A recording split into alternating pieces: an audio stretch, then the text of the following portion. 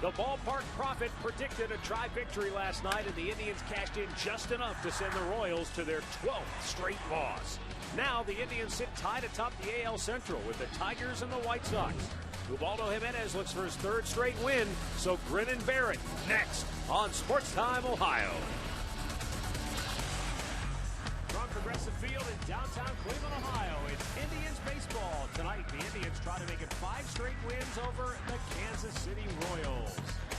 Hi again, everyone. Matt Underwood alongside Rick Manning. Tribe comes into tonight's game having won 8 of their last 10. Of course, they swept the 3-game series in Kansas City, won the series opener last night.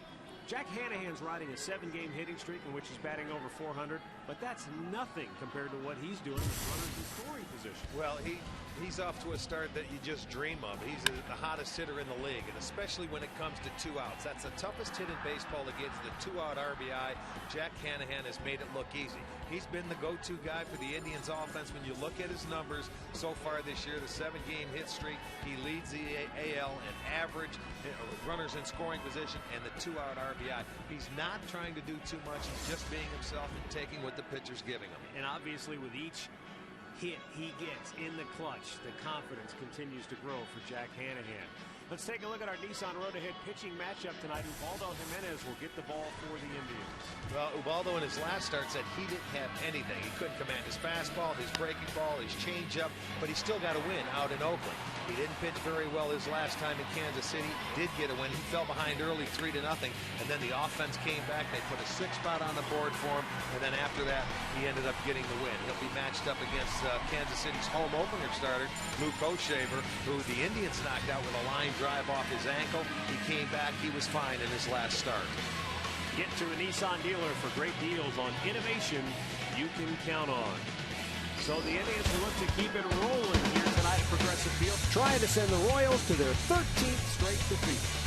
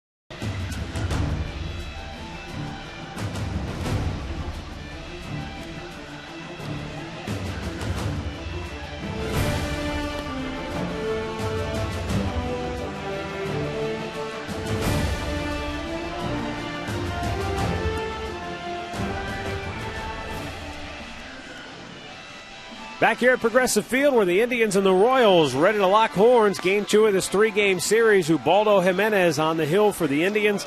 And let's take a look at Ned Yost's starting lineup for the Kansas City Royals. It's brought to you by Kia. Chris Getz, Alex Gordon, and Billy Butler at the top of the order. Then Eric Hosmer, Jeff Francoeur, and Mike Moustakas. Humberto Quintero, the catcher. Mitch Meyer had a good night last night for KC. He's hitting 8th. And Alcides Escobar will bat 9th. Let's take a look at Ubaldo Jimenez, the starting pitcher for the Indians on the mound tonight, brought to you by MLB.com at Bat12 for the new iPad, which introduces incredible high-resolution imagery for your iPad's new Retina display. Making his 4th start, this year. Jimenez, his second against the Kansas City Royals. He's won 2 out of his 3 starts, even though he said he didn't have very much in his last start.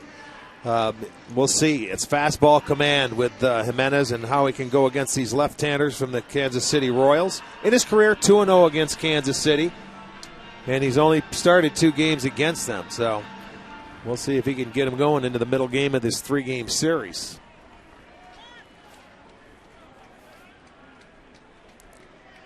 And the first pitch of the night is down low, ball 1 from Jimenez.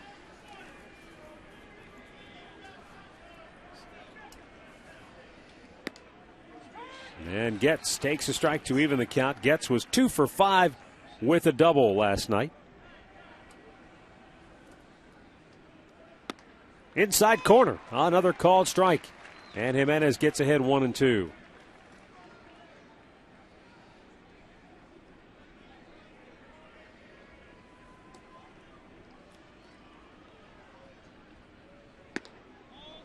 Tried to go back in there again and just missed the mark. Okay, I like that pitch right there, 92. He's trying to establish that fastball both on the inside and the outside part of the plate.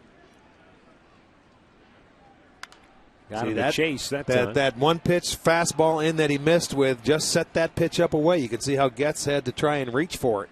So he's conscious of the inside part.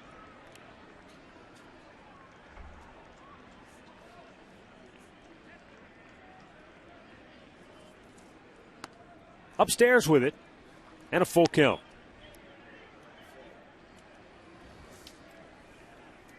Alex Gordon is next for Kansas City here in the first. And a 3-2 fouled back out of play.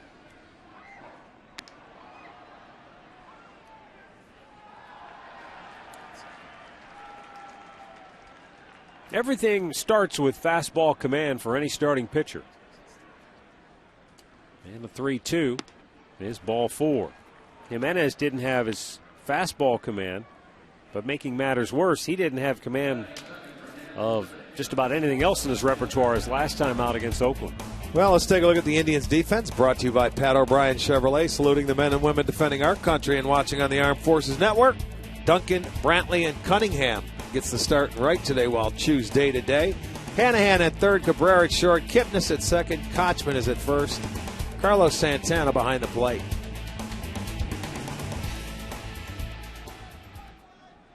Alex Gordon steps in and takes a strike.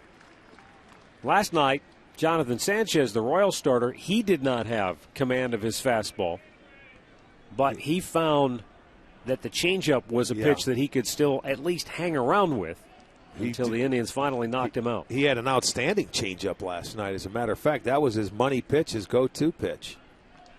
He even said after the game he thought he made a good pitch to Jack Hanahan, and Hanahan still was able to go down almost out of the strike zone and rope it for a double that knocked him ultimately out of the ballgame. Hanahan, it was a 3-2 changeup that Hanahan was looking for, and he hit a great pitch. A little bit outside, 1-1. Well, and you talk about Sanchez and the Royals last night. They walked 9 hitters and hit a guy last night, and 4 of those walks and hit Batman came to score. I mean, so they hurt themselves. They shot themselves in the foot.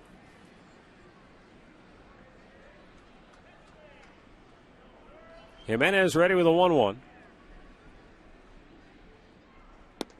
And Gordon takes. It's down low. 2 balls and a strike. Indians shift with 3 on the right side for Gordon. Hanahan playing almost halfway between third and short, right in the hole. He's about even with the bag. And it's low again, 3 balls and a strike. So fastball command an issue early for Jimenez. I would think that Getz would be taking off or try to steal on Jimenez here, but because of right now his wildness, he's going to stay put.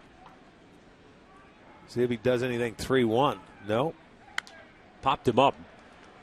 Big break for Ubaldo here. Hanahan into foul ground, and he gets Gordon to pop up on the 3-1 pitch for out number 1.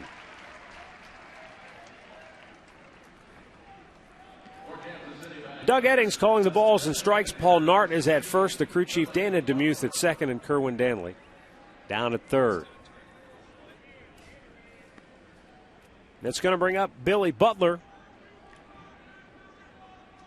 who entered last night's game with an 0 for 14 slump, but he snapped out of that going 1 for 5 in the contest.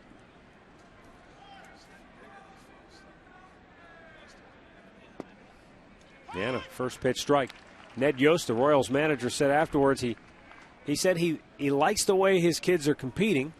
He said even though, you've lost 12 in a row, he doesn't see a lot of guys hanging their heads or feeling sorry for themselves. He said they're still fighting. There's a sometimes fine you got to make your own breaks. There's a fine line between winning and losing, and I'll tell you, when you're losing and you're in an extended cycle of losses like they are right now, everything, always the positive, is accentuated. These guys came back last night. They were down. They gave a finish. I mean, they were close. They had the tying run on base. This team does not give up, and they're right now. I think they're in shock. They never thought that they were going to get hit like they did. You look at the schedule before the season starts, you say, man, we got to go on the road for 6. We come home for 10, looking for good things to happen, and then they just got spanked at home and lost 10 straight games. Now the 2-1, and Butler sends a high fly ball to deep right. Back is Cunningham. On the track, he's at the wall, and it is gone. Billy Butler, with his 3rd home run of the year, gives Kansas City a 2-0 lead here in the first. So Jimenez falling behind in the count again. This time, he pays for it. Well, and this time, Butler didn't try to pull the ball like Gordon did. He stayed on the baseball and hit it out of the park in right field. His 3rd home run, and 2-1, it's a fastball up, and Butler uses the whole field. What a nice swing. He stayed on it. He tracked it deep into the zone. You'll see Cunningham going back. It bounces over the yellow line into the seats, and Kansas City will draw first blood and take an early 2-0 lead. First pitch changeup had Hosmer out in front.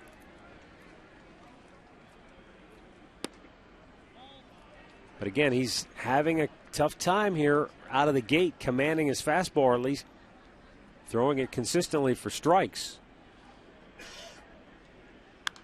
That's fouled out of play. 1-2 the count. Hosmer 1 for 4 last night.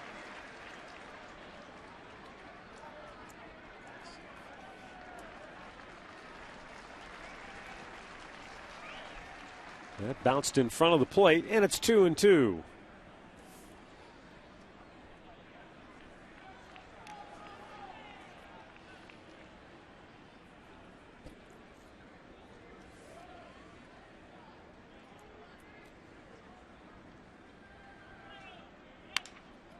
And that's fisted into center and dropping for a base hit.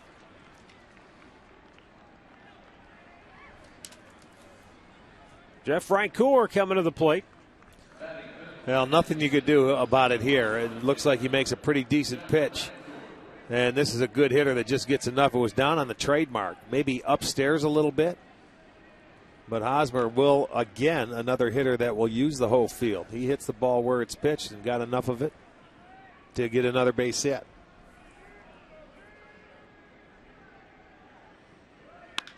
And there's a hard hit ball by Cabrera at short. And the Royals had their hitting shoes on here in the first inning against Jimenez. That's 3 straight hits that he has allowed here in the first. 2 on, still only 1 out. And now Mike Moustakas coming to the plate.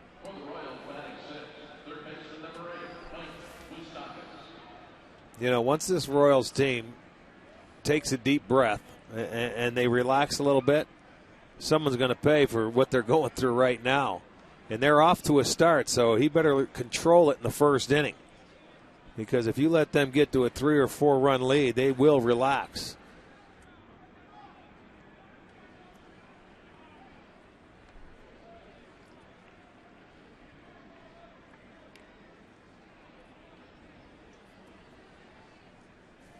Mike Moustakas 2 for 4 last night. This is one Royal who really has been pretty consistent with the bat during their slide. Comes in hitting an even 300 on the season.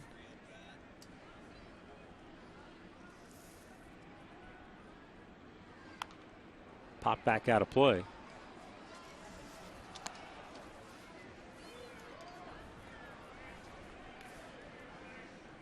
This has been one of the Royals that has been pretty consistent all year long, both offensively and defensively. Made a couple beautiful plays when we were in Kansas City at third base. Bounced in front of the dish.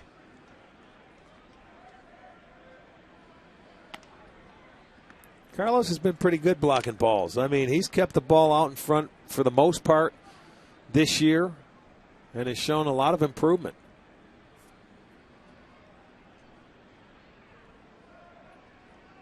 He's looking over at Sandy to get a signal.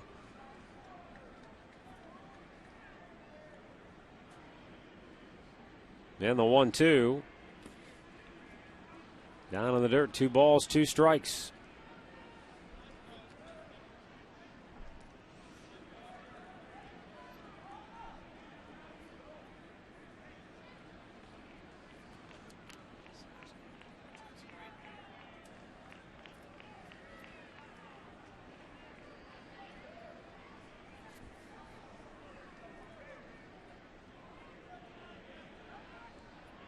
Cabrera was cutting in behind the runner Hosmer at second base. So Jimenez wisely stepping off.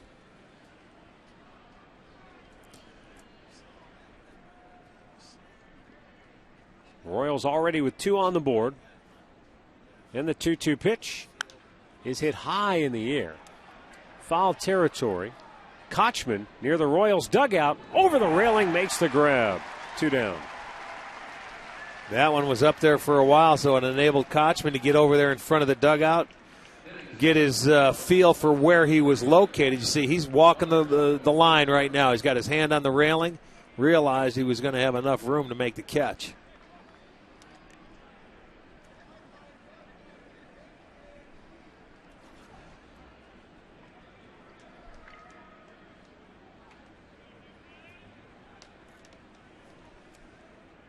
Two on, 2 out. Humberto Quintero steps in.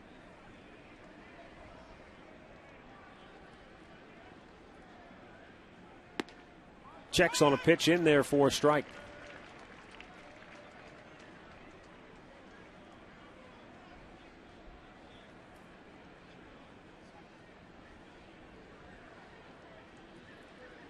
And this will be the 30th pitch of this first inning for Ubaldo.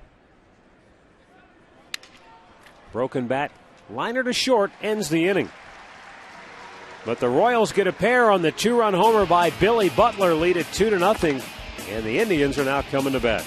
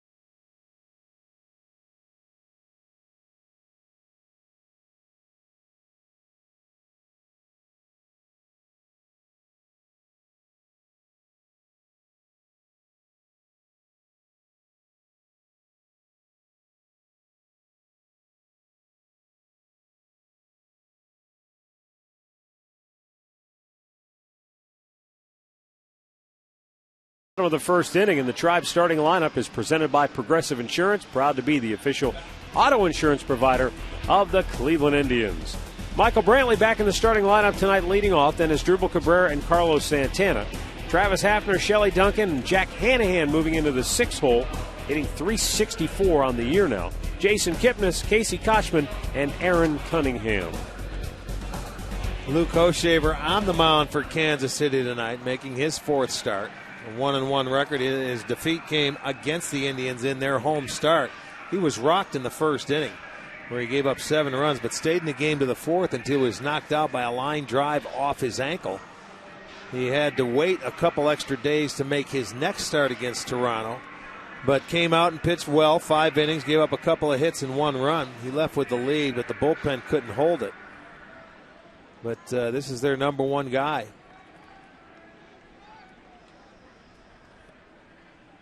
And Michael Brantley takes a strike.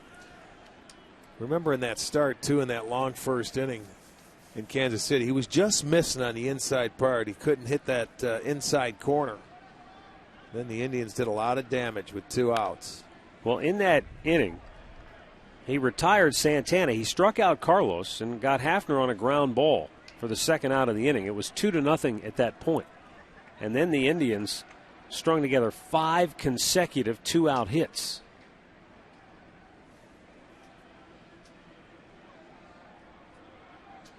Yeah, you remember at the sellout house, everybody was in shock, including Hoshaver himself.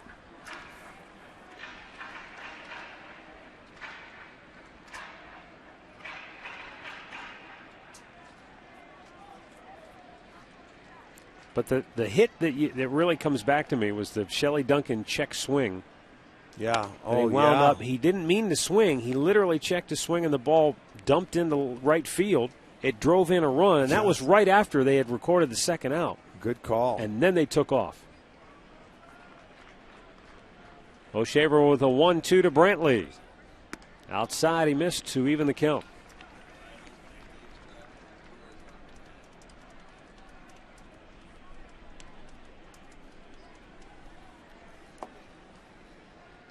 Here's the 2-2. Well, bouncer to first. Long flip, and Hoshaver able to beat Brantley to the bag for out number 1. Well, you look at the last week. This is in the 4th inning. Santana steps up, and I mean, he took one off the ankle. Ball went right to the first baseman, it was an out. which ended the inning. It ended the 4th inning, but he stayed down for a while. They ended up carrying him off. And, he had to take a couple extra days before his next start. But as I said, his next start was pretty good. But, boy, that was a scare for them. Hoshaver took a lot of time after he had to go and cover the bag at first. Home plate umpire Doug Eddings went out to break up the meeting behind the mound. I don't know that Hoshaver just needed an extra moment to catch his breath. But he's ready to go now as Cabrera steps in. And a fastball for strike 1. Well, he's going over there, and I mean, got a good jump.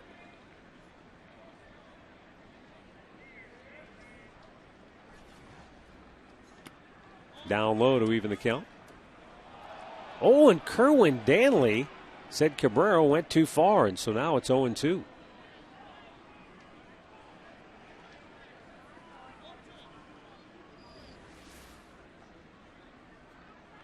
No.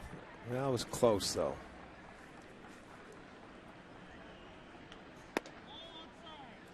Missed away, and it's a ball and 2 strikes for Asdrubal, who was 2 for 4 with a double in his return to the lineup last night.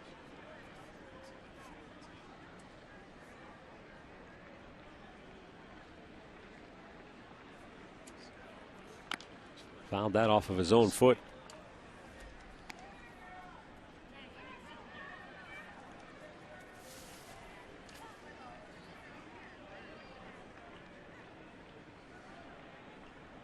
Indians come in having won 8 of their last 10, while Kansas City has lost 12 in a row.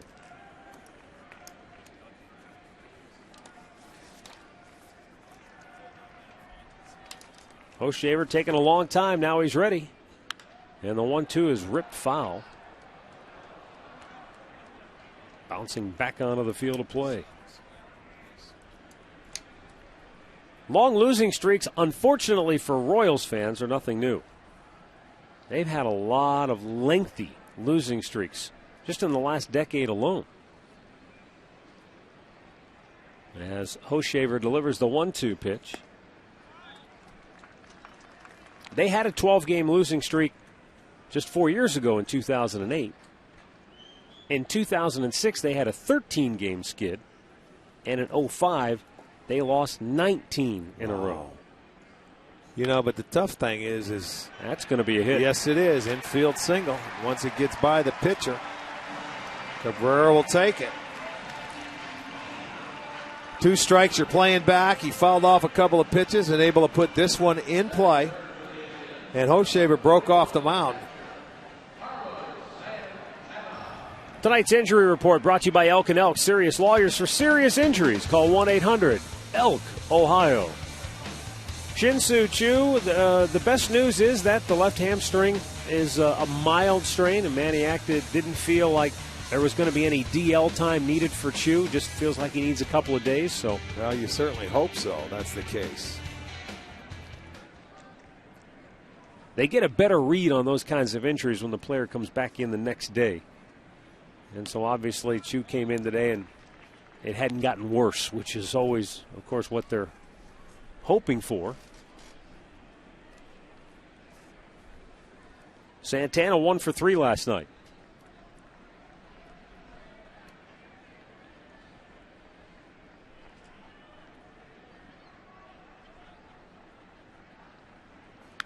Bounced foul. But getting back to those losing streaks, there have been, since 2000, there have been 19 streaks in baseball in which a team has lost 12 or more games. And the Royals have been involved in 4 of those 19 streaks. You know, losing streaks are no fun, but especially at the start of the year, they're terrible. You're right. Because they dig you such a big hole. I mean, if you get them during the year and maybe you're over 500 and you dip below it, they're no fun whenever you have them. But at the beginning start of the year, it's the worst. Yeah. Because that puts a lot of negative vibes on a lot of different things. The fans come back. That it's tough to battle out of, because you know what? Now you're fighting the rest of the year to get over your start. And we've seen it in Cleveland, not with necessarily a losing streak, but getting off to bad starts or bad Aprils. Time was called before Hochevar delivered.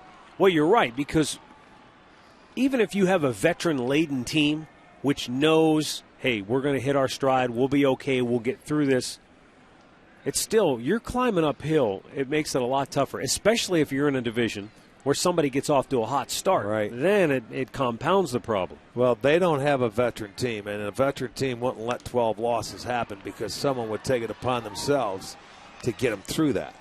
And we were talking before the game, and I said, Matt, for Kansas City to end their streak, they're either going to need a shutout pitched by one of their pitchers, or they're going to need a team party where offensively they just go off and they hit the ball all over the ballpark. And I mean, and take care of business by themselves, one way or the other. This is a team that's offensive oriented. You know, they love their young hitters, and they've got a lot of good young players, but they're going to have to step up and do it. And right now they feel too much of the pressure. Santana with a ball that hits off the glove of Hosmer, and it works out for a base hit, and it allows Cabrera to go to third, and Francoeur overruns the ball, but now he's got Santana hung up. And Cabrera over at third watching the run down. He could eventually go home, but they tag out Santana, and Asdrubal stays at third, and they are now 2 down. That was a mistake made by Santana. Francoeur with one of the best throwing arms in right field. He was trying to get to that ball in a hurry and try and get Cabrera at third base.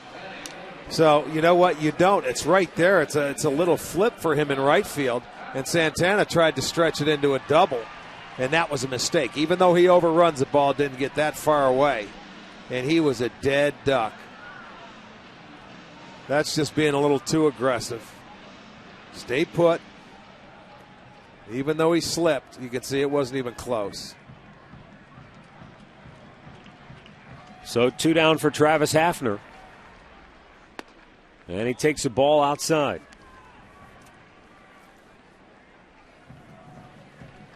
Hafner 0 for 3 last night, but 2 more walks for the big guy.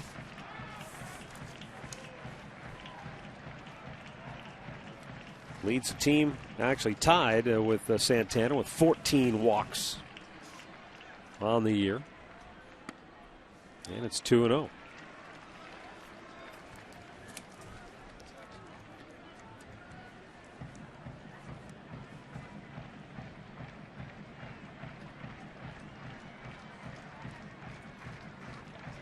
Santana and Hafner began the day tied with Jose Bautista and Kelly Johnson, both of Toronto.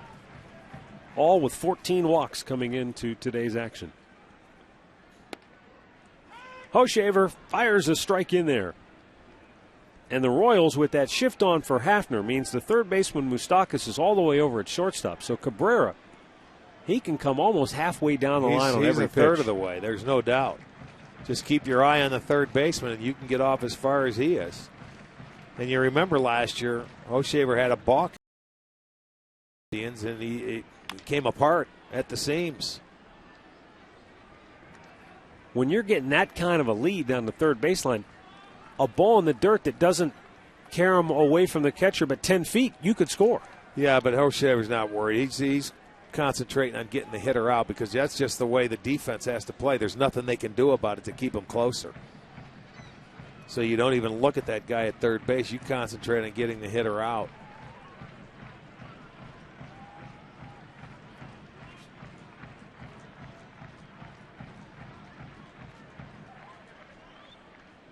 Hafner up the middle. It might have hit Hochevar behind the bag.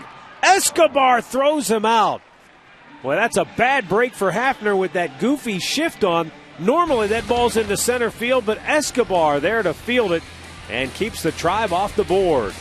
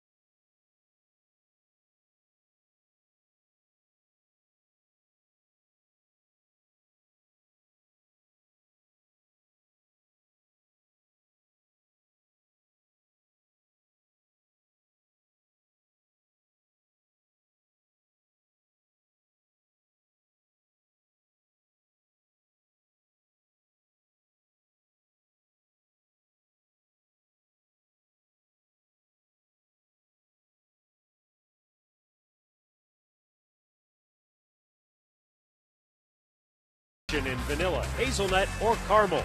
McDonald's, I'm loving it. By AT&T, the nation's largest 4G network. AT&T, rethink possible. And by your Northern Ohio Toyota dealers. Mitch Meyer leads off the second for Kansas City. 3 for 4 with a double. He drove in 2 of Kansas City's 3 runs last night. Fouls this back out of play.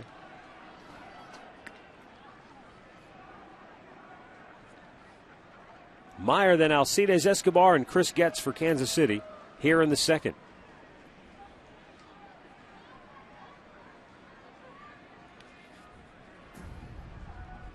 You were talking before about what you think it's going to take for Kansas City to snap out of their slump, either a shutout or a big offensive performance.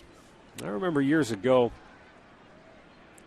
an Indians coach told me, I'm trying to remember who it was, but he said usually when you get into a lengthy losing streak, usually what happens is at the end of that streak you have a game where it looks like you're finally going to break the streak and you still end up losing, kind of a heartbreaker, kicks you in the face, and then the next game you come back and you snap out of it. It's almost like you hit rock bottom. Yeah. Well, the Royals have been close the last couple of days. They came back, or tried to. Kipnis throws out Mitch Meyer, 1 away. Let's go back and take another look at this ball Hafner hit. Look how close it came to knocking Hochevar out of the ball game. Yeah, he got hit in the ankle, and he had to have flashbacks. That one almost got him in the arm or the head, and he saw it coming, obviously, because he turned. And right into the defense, but I'll bet his heart skipped a beat. Yes, indeed. He was scared. That's a scary feeling when a guy like Hafner's in the box and you're throwing the ball and he's about 55 feet away or 50 feet away, and there's nothing you can do. It's a helpless feeling.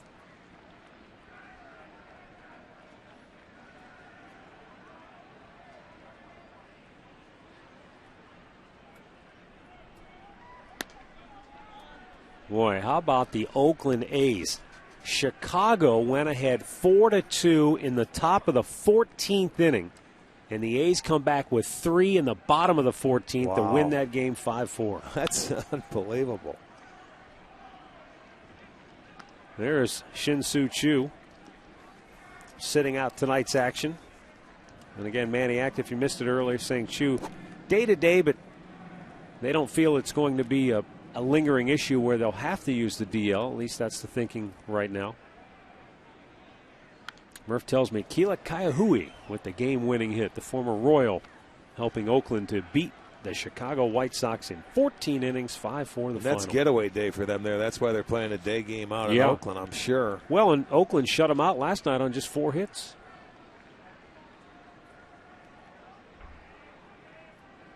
The 2-2. Fly ball to center field. Michael Brantley coming in for it. 2 down. Baldo Jimenez has retired 4 in a row. Looks like he's starting to settle in. With more on the Indian starter, here's Katie Witham. Well, Matt, Jimenez is a pitcher who's got a lot of movement going on in his delivery. Because he's such a big guy, it's easier for him to get thrown off at times. I spoke with pitching coach Scott Radinsky about that today. He told me the main things that they're working on him with right now are lengthening his strides, kind of forcing him to stay closed and staying on line to the plate. All right, thanks, Katie. Yeah, when you say on line, it's that front foot going directly to home plate, not opening up or sliding to first base. I mean, that would be something that they're looking for, where that front landing foot lands.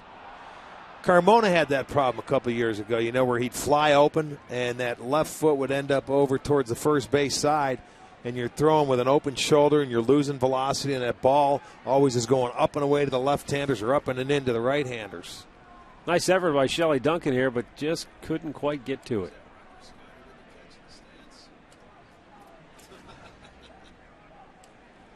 Chris gets the 1-1 pitch, popped up foul. This will be well back into the seats.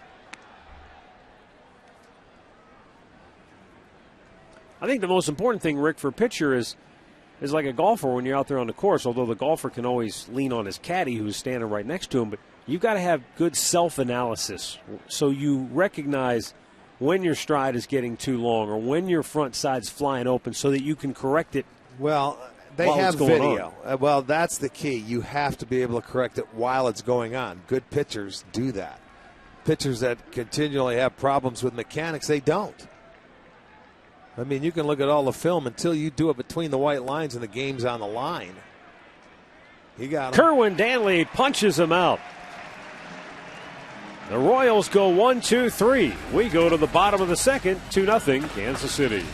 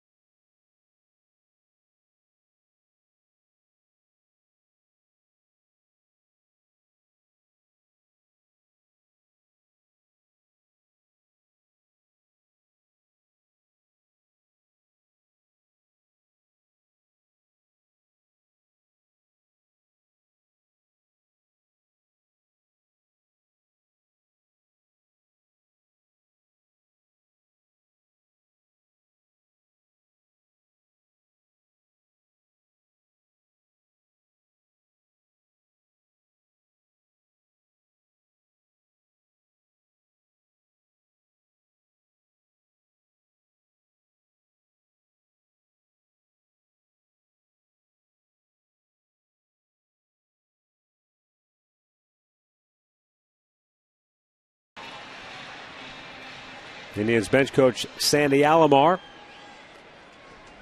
Looked like he was talking a little bit with Carlos Santana right there.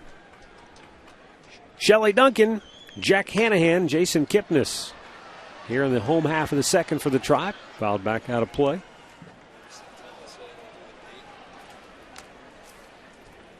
Shelley 1 for 3 in last night's game.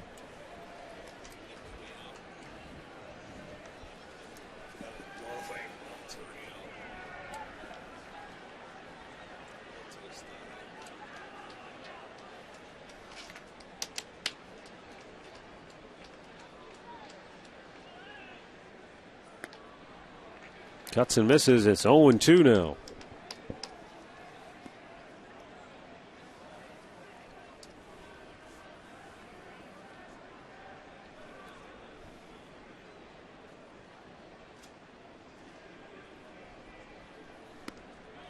And Shelley Duncan strikes out, so each pitcher with 1 strikeout so far tonight.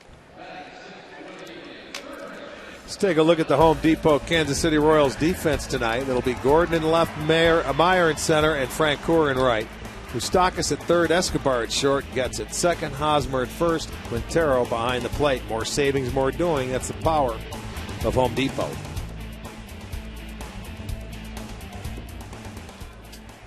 Now Jack Hanahan 2 for 3 with a double in last night's contest. And that double plated a pair of runs.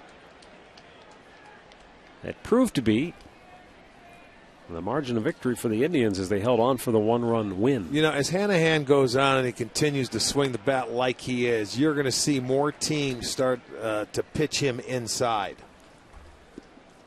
League leaders brought to you by your Cleveland Akron area Lexus dealers. Jack Hanahan among the top. His teammate Travis Hafner is number 1, then David Ortiz, and then Hanahan on base percentage. Down low, 2 balls and a strike.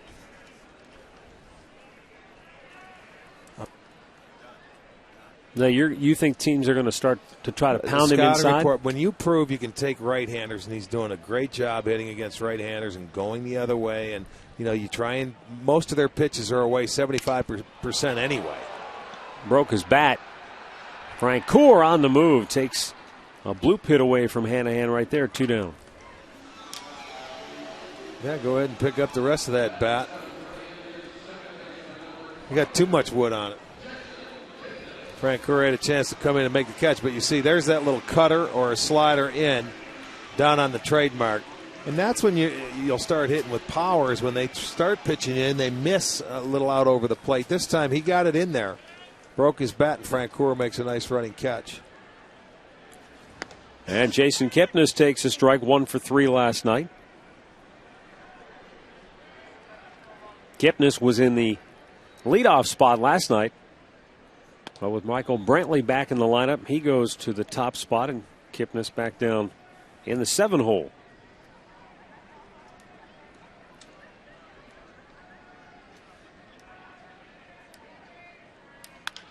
Bounce to first. Hosmer will take it himself, and he just does beat him to the bag. Indians go in order. We go to the third, 2-0 Kansas City.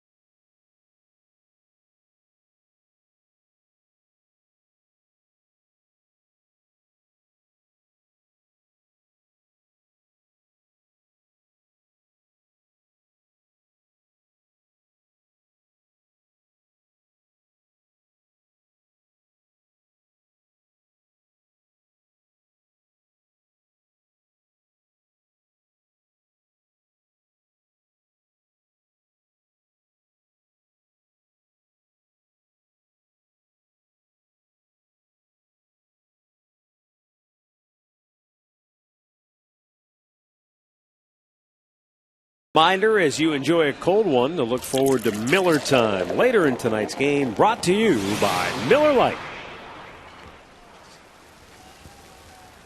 Alex Gordon, Billy Butler, and Eric Hosmer for Kansas City here in the third.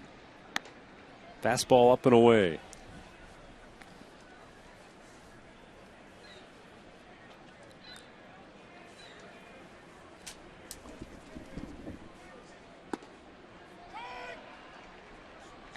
Fastball up above the belt, called a strike to even the count at 1-1. Gordon fouled out his first time up, 0 for 5 in the series. Hits one high and deep and foul. That one had plenty of distance.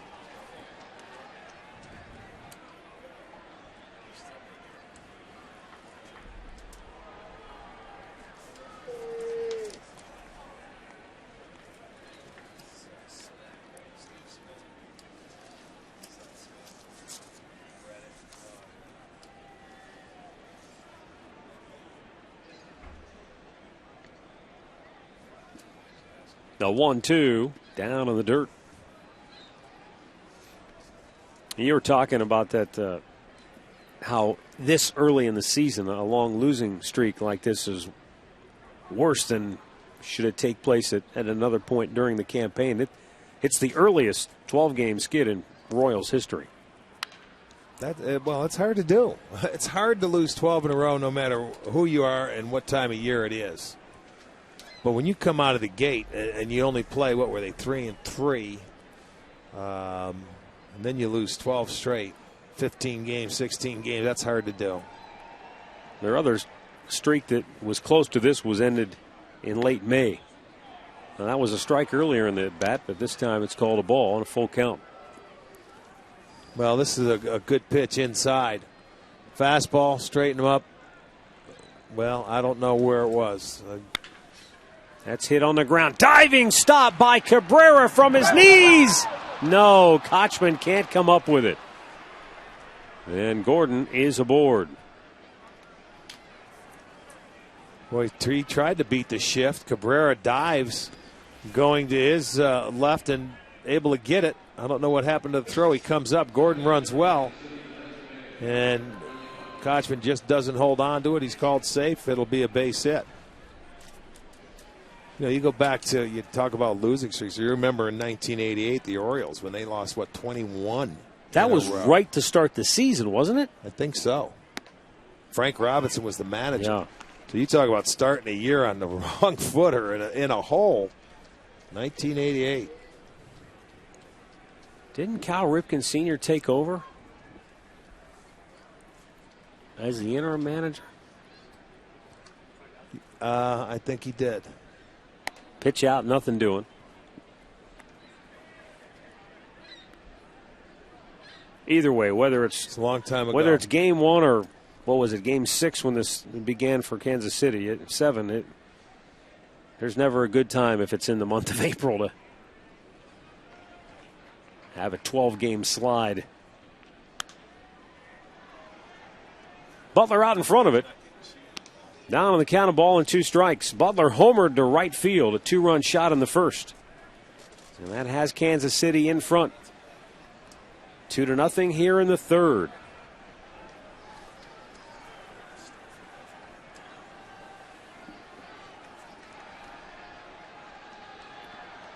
Another ball in the dirt.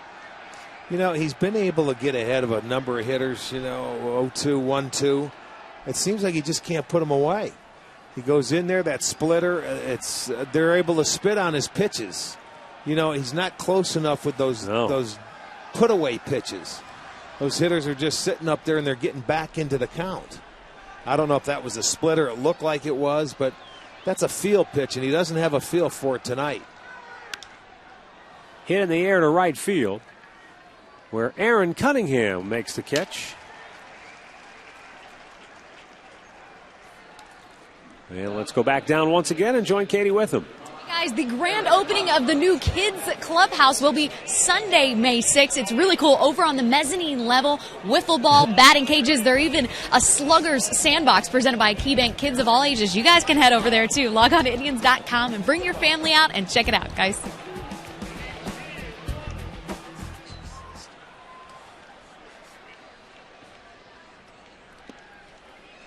Eric Hosmer takes a strike. Singled his first time up.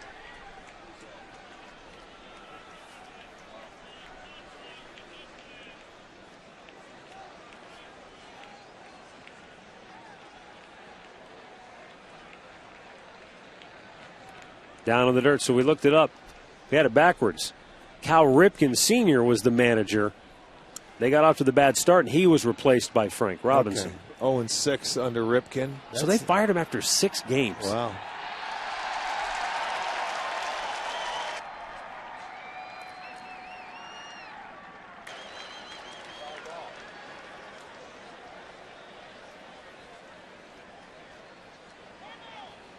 Time called.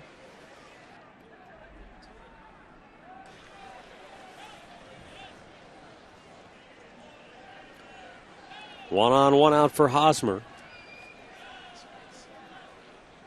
Already 60 pitches here for Jimenez. A 1-1. Man, a little bit too high.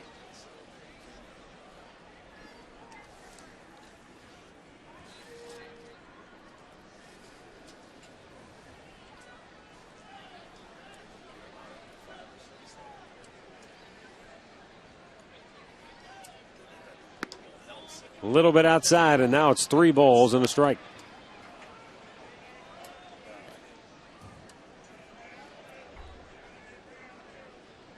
Jimenez got Gordon to pop up on a 3-1 pitch in the first inning. We'll see if he can do the same thing with Hosmer here in the third. Nope. Ball 4. Second walk issued by Jimenez, and the Royals have 2 on with 1 out. Let's have a look now at our trivia question tonight, brought to you by AT&T. 4 Royals players have won the Rookie of the Year award. Who are those 4 Kansas City Royals? The last one was Bob Hamlin, if I remember right.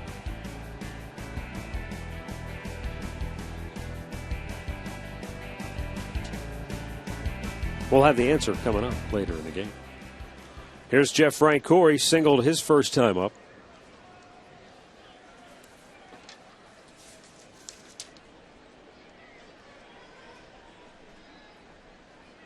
That snapped an 0-for-7 slump for the Royals right fielder. Pops it back out of play.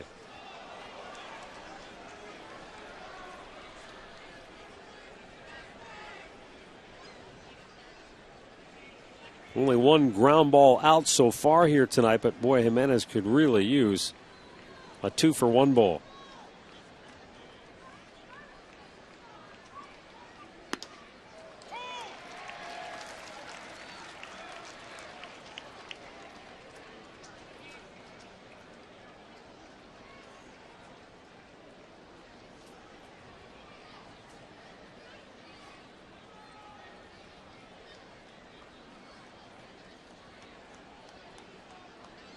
A lot of signs to go through when you've got a guy like Jimenez, because he does have a number of different pitches that he likes to use during a game. Yeah, but he's only commanding one right now, and that's the fastball. So everything else should be working, but he's not able to locate. Look at that. Between his changeup and his split, Matt, that's the thing. He said he didn't have anything his last time. Right now, he's lucky to have his fastball. He said he didn't have that in his last start. But for a guy that, you know, you've got to go out there and establish something, and it's usually your fastball. Everything else will come into play, but he can't command the 4 sections of the strike zone like a Josh Tomlin can. Swung on and missed. He got him to go fish. And that's out number 2, second strikeout for Jimenez. Good slider, but he gets him to chase out of the zone. But it was just off the plate. Good pitch. good tilt to it as well.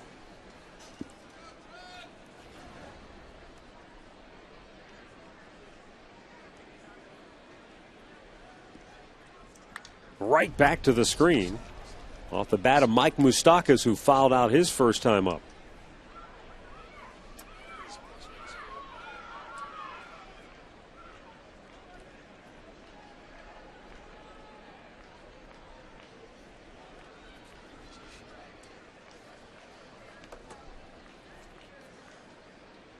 Swung on and missed it. 0-2. There's the changeup.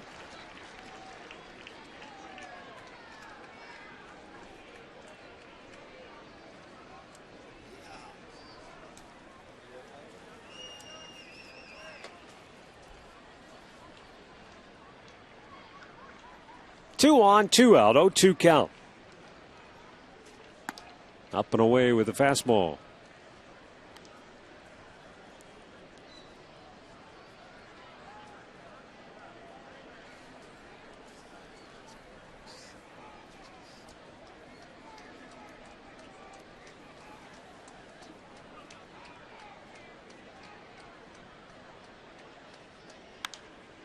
That's out of play.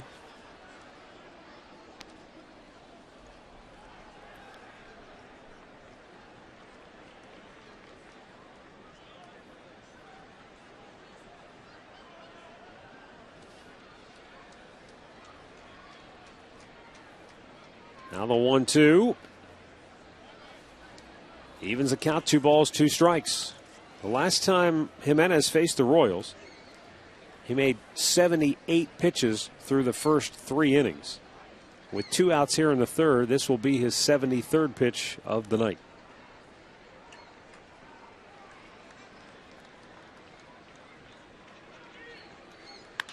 Chop to first. Kochman will go himself, and the inning is over. Middle of the third, it remains 2-0 Kansas City.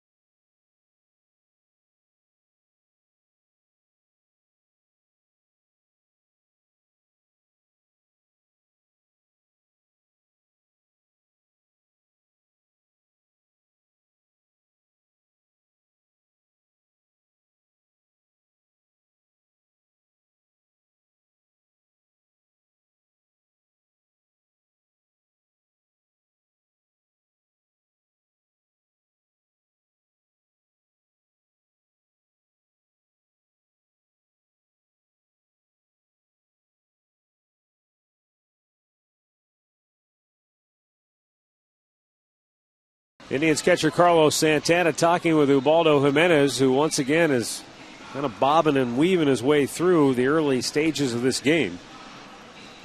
Well, that's good. You see him sitting over there talking to him. That's, you know, he's explaining this part. Now it's just a matter of where Jimenez has got to get the, command.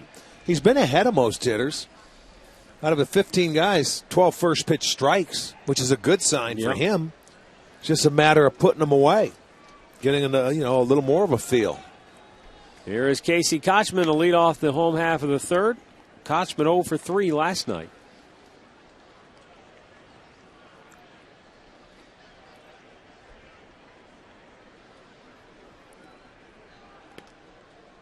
And that'll even the count.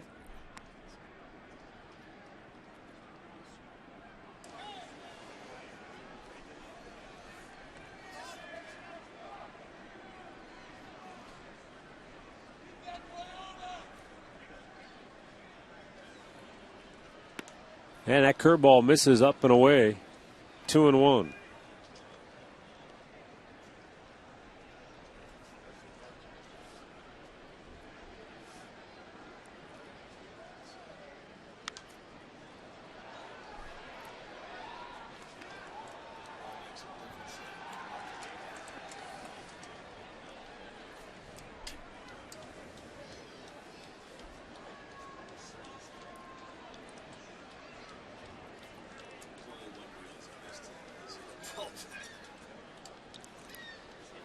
O'Shaver taking a long time. Now Kochman awaits the 2-2. And he lifts the fly ball to right field. Frank Cooper there.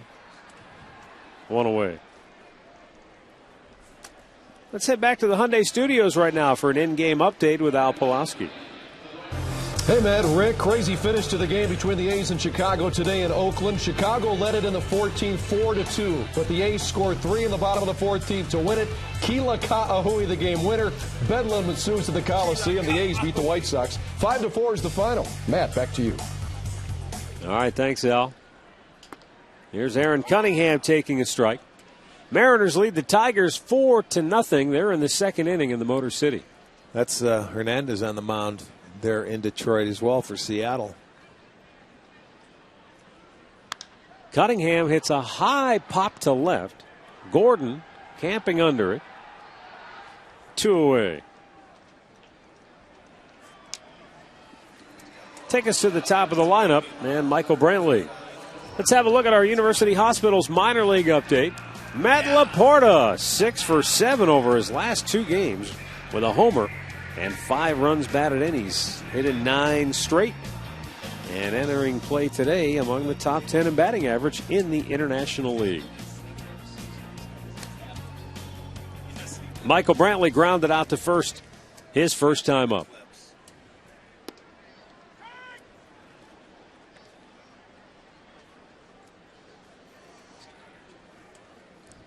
The Indians had back-to-back hits in the first inning. They haven't had one since. 6 in a row set down by O'Shaver. And it's 1-1.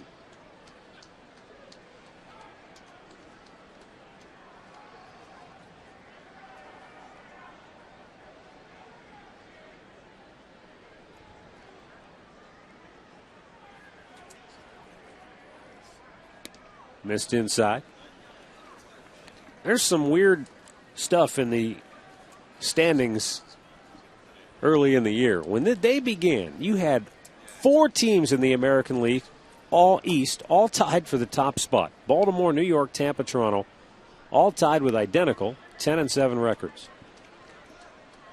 And then you look down at the other end, in the National League West, every team lost last night. Dodgers, Giants, D-backs, Rockies, Padres, all beaten. Brantley with a chopper to first. Hosmer takes it himself. The Indians go 1-2-3. 3 in the books. It remains 2-0 Kansas City.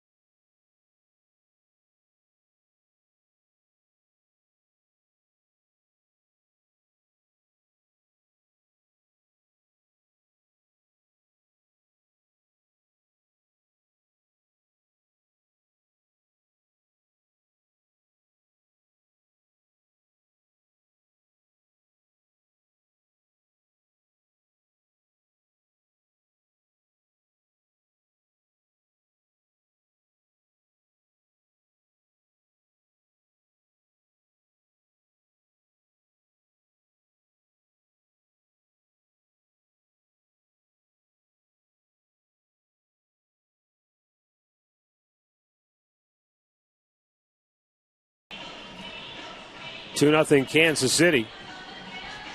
As we go to the fourth inning, bottom third of the order due up here for the Royals.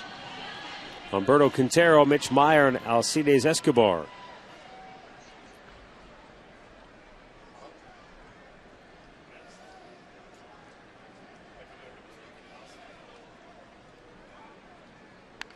And a bunt to third. Bare hand grab by Hanahan, and he throws him out 1 away. Routine right there for Jack. Just a little too hard also by the catcher, Quintero. I understand what he's trying to do.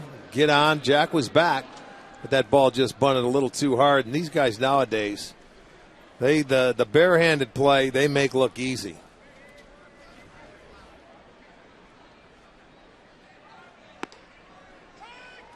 There he goes. He's pounding the strike zone again. Get ahead early. That's 14 now. That's up out of the strike zone.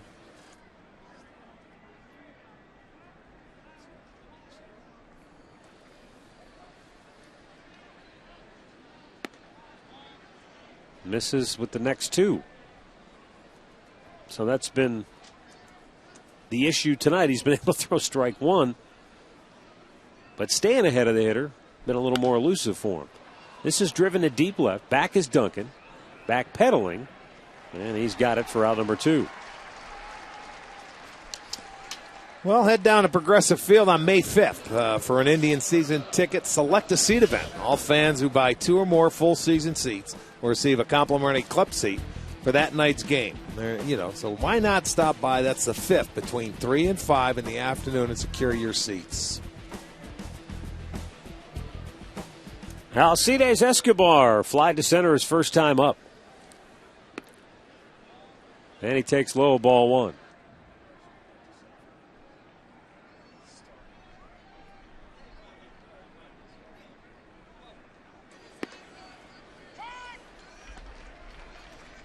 Belt high strike, 1-1.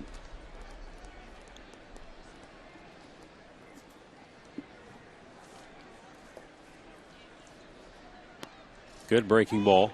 And now he's got him down on the count 1-2.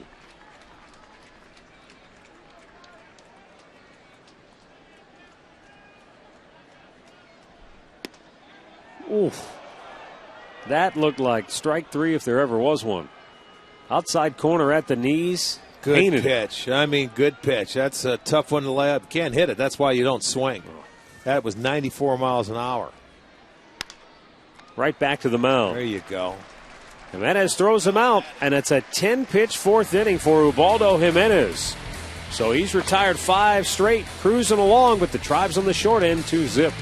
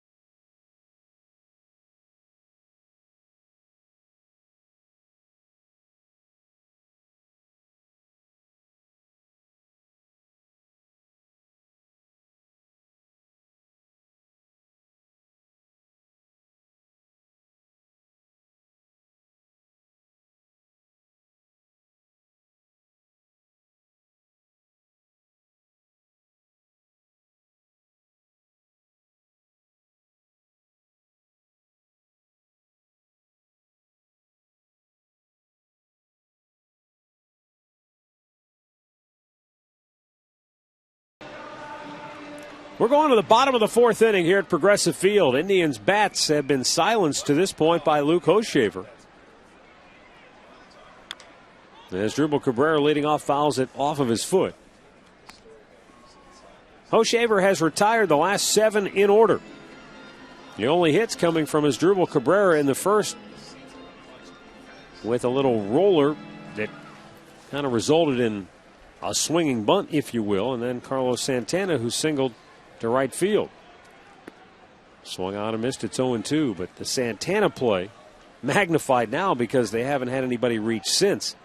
He tried to go to second base when Jeff Francoeur overran the ball, and then he got caught in a rundown. So it really took to fizzle out what could have been a big first inning maybe. Bounced to second base in a routine play for Getz, and Hochevar just keeps cruising along now. Yeah, he's got a good curveball working tonight. He has good stuff. He was Kansas City's #1 overall pick back in 2006. And really, he started to take over after they traded Zach Greinke, because they figured he was the face of the organization when you talk about pitchers. And then Hochevar said, it was that time where someone had to really step up. And this is a guy that feels he can do that, be that #1 starter that they're looking for over in Kansas City. He has good stuff, and it's just a matter of maturing. Kansas City, I think, is a pretty good ballpark to pitch in.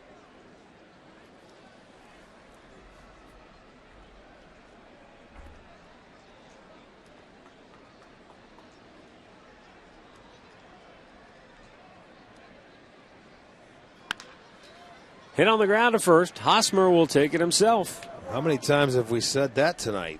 1, 2. That's the third time today. And he's at a 3-1. Yep.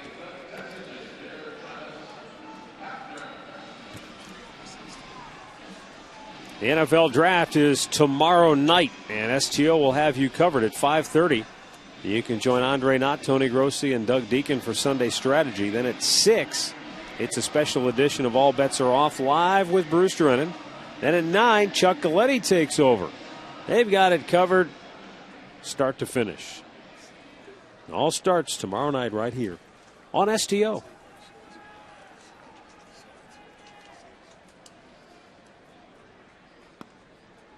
Travis Hafner takes a called strike.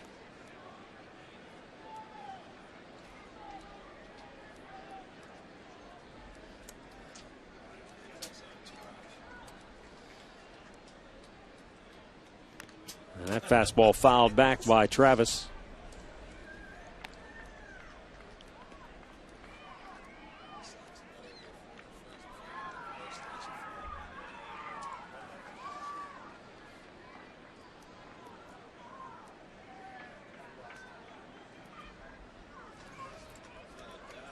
Pronk down on the count, 0-2. Hit inside the bag at third. Hafner around first. He'll go for 2. Why not?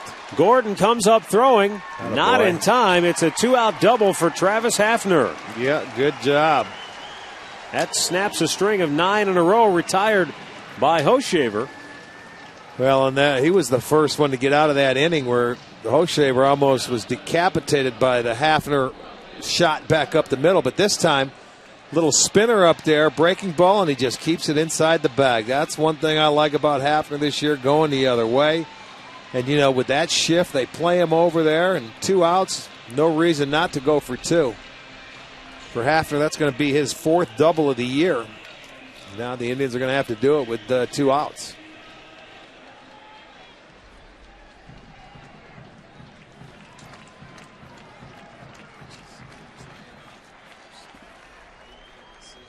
Shelley Duncan looks at a first pitch strike on the off speed.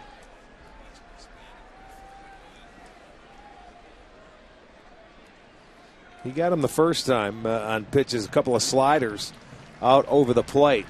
And that's the pitch that Duncan was laying off earlier in the year when he was getting a lot of walks. He wasn't swinging at that breaking ball off the plate. Up and in, straightened him up with the fastball. That's the show me pitch to set it up to go to where he wants to go. Breaking ball away. Tribe down 2-0 here in the fourth. Runner at second base with 2 down. The 2-out RBI hit has been their early season calling card. The Indians scored more than 50% of their runs with 2 men out. Duncan drives it to left. Gordon over near the line, had him played perfectly, and that ends the inning. 4 in the books. It stays 2-0 KC.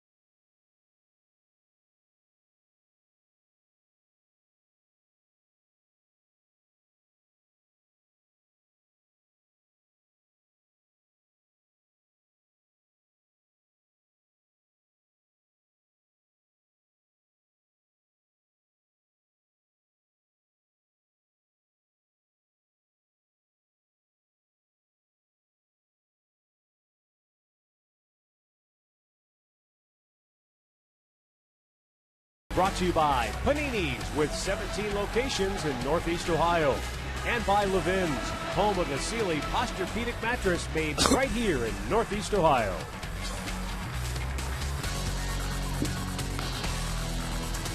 Ubaldo Jimenez misses outside to Chris Getz. Ball 1 as we start the 5th inning here at Progressive Field. 2-0 KC. The Royals getting a 2-run homer. 3 batters into the game from Billy Butler. It's the only scoring we've had. Jimenez has retired 11 of the last 13 Royals. And he only needed 10 pitches to set him down 1-2-3 in that 4th inning. When he can have, like he did in his first start here, a couple of innings like that, a 10, 12 pitch inning, boy, that bodes well for him, because you see he was getting through that 3rd inning and he was at 70-some pitches. Well, because of this. This is where he's been most of the night. 2-1, 3-1, full count, and that's a tough way to go. That's hit in the air to left. And Shelley Duncan's got it. 1 away. Stat of the game brought to you by your Northern Ohio GMC dealers. 5-0 in 1-run games, best in the big leagues. Last year, the Indians just 4 games above the break-even mark for the entire season. Still, it was 3rd best in the American League. Now, you can look at that 1-run stat a number of different ways. I mean, for example, last night it became a 1-run game because you allowed 1 in the 8th and 1 in the 9th, but you still won it, and the final margin was 1 run. Well, you want to see a winning record when you're in close games. 2 runs or less, whether it's 1 run, it certainly helps when you win. On the other side, Kansas City's 0-6 in 1-run games this year. They can't catch a break and find a way to win. The Indians have found that way to win. And for me, the way you win them, it's been like key hitting, 2-out hitting, and a good bullpen. That's how they've been able to do it. When you get the lead late in the game, you got to shut it down. That's in the hole between the 2 infielders with the shift on. Right there, Kipnis quit because he thought Cabrera was going to come over and get it. Same thing, that almost the exact same spot Gordon hit it last time up. Cabrera made the diving stop but couldn't throw him out. This time, almost like 2 outfielders going for a fly ball, and they look at each other. That's the difference, because you don't know. You don't play many guys over there. And infielders, you don't have time to communicate. Kipnis thought he could have got there with the backhand, but he felt it would have been a play that Cabrera could make because he did it the last time. So the communication, you can't say, hey, you take it between the two of them. There's just no time. There's a sky-high pop on the first pitch from Billy Butler. Hanahan says he'll take it. He does. 2 down. Back to the Hyundai Studios for another in-game update. Here's Al. All right, Matt, let's head to Detroit where Seattle got the bats going early. Alex Liddy, his second home run in as many nights against Tiger pitching. This came in the third. It's a 2-run shot. 6-1 Seattle. Brennan Bosch just homered for Detroit, but Felix Hernandez on the hill. Should be enough for the Mariners, but we'll see. Back to you, Matt. Well, Al, he's only given up the 2 hits. Of course, the one left the yard, but you're right. With Felix Hernandez on the mound, 5 might be enough. That is driven to deep left center and gone. Eric Hosmer with a 2-out, 2-run homer. And it's 4-0 Kansas City. The second 2-run homer given up by Jimenez here tonight. Well, this guy has surprising power to all fields. He gets such great extension for a hitter, and you see the difference it carries. His ball has that backspin, and watch, it's elevated out over the plate, and there's a guy that just gets good extension. Watch how the ball flies off that bat, and it's backspin, and has great carry to it, gets over the big wall into the first row. It goes as a 2-run homer, so it's 4-zip KC.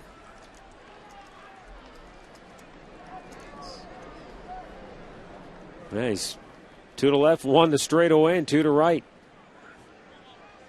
Yeah, he doesn't have that sort of classic left-handed uppercut swing. He's a guy that likes the ball up. You know, I don't think you can throw it past him. I saw him hit a home run off the Blue Jays this weekend in Kansas City. It was a fastball up, and he just tomahawked the ball out at the left field line. Kipnis throws out Francoeur, and the inning is over, but Kansas City doing some damage tonight with the long ball. A pair of 2-run homers. They're up 4-zip.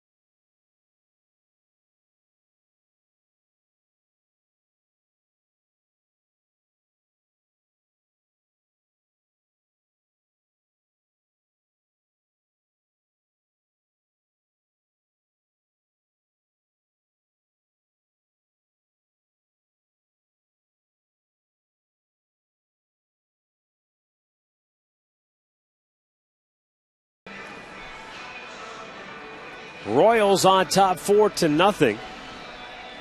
2-run homer in the first by Billy Butler. 2-run homer in the fifth by Eric Hosmer. And now the Indians will try to get the bats heated up here against Luke Hochevar, who takes a 3-hit shutout into the home half of the fifth. Jack Hanahan, Jason Kipnis, Casey Kochman due up for the Indians. I'll see if they can get it started. Didn't you tell me yesterday that the fifth inning was their inning? Yeah, I want to say 27 to. You have it there? 21-7. 21-7. They've outscored the opposition. But the opposition put 2 on, so make it 21-9.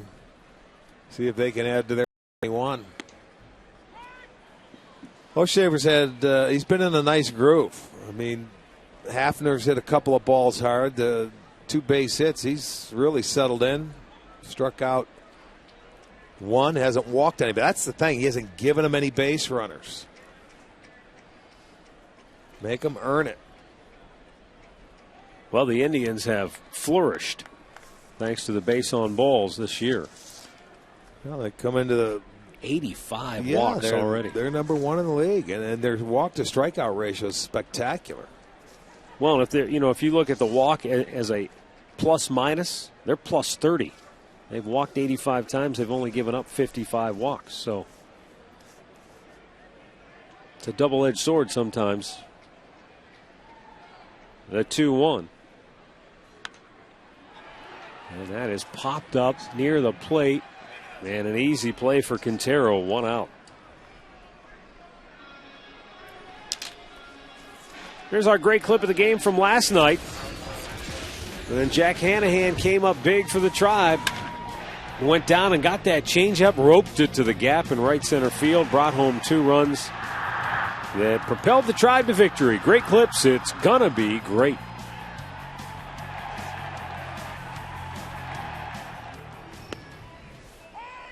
Jason Kipnis grounded out his first time up, takes a strike.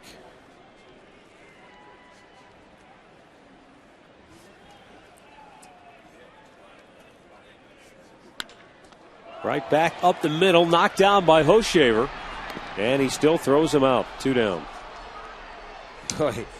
Hochevar's got to be. He's going to ask if he can take the L screen out there and pitch with it as many times as the Indians go right back up the middle. Kipnis hits this one hopper that he's able to knock down and still recover to get him out on a bang-bang play at first. So Hafner hit one. He had to move out of the way. Kipnis now hits one he has to knock down to get out of the way. And his last start against the Indians, he was drilled in the ankle. He may be the first pitcher to ever go out wearing catcher's gear on the mound. Well, I guarantee he's going to be aware and ready to field his position. They've got his attention. PFP is definitely intact. Casey Kochman flied to right his first time up. Looks at a breaking ball for strike 1. Great pitch for strike 1. Just throw me the get me over curveball. He had a good one tonight.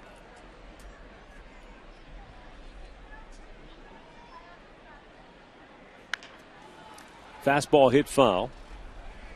And it's 0-2.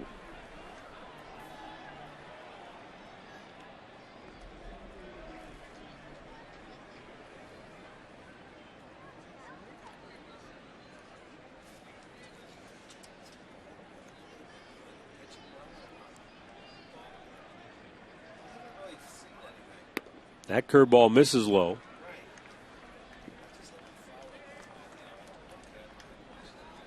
They're underway at Target Field in Minneapolis, where the Twins host the Boston Red Sox tonight. The Yankees down in Texas. They're scoreless in the second. Tampa Bay leads the Angels 2-0. They're in the fourth down at Tropicana Field in St. Pete. Mariners lead the Tigers 6-1. They're in the fourth in Detroit. Baltimore shutting out Toronto 2-0 in the fifth. And, of course, the White Sox beaten by Oakland in 14 innings, 5-4. Kochman out looking, and the Indians go 1-2-3. 5 in the books. It's still 4-0 Kansas City.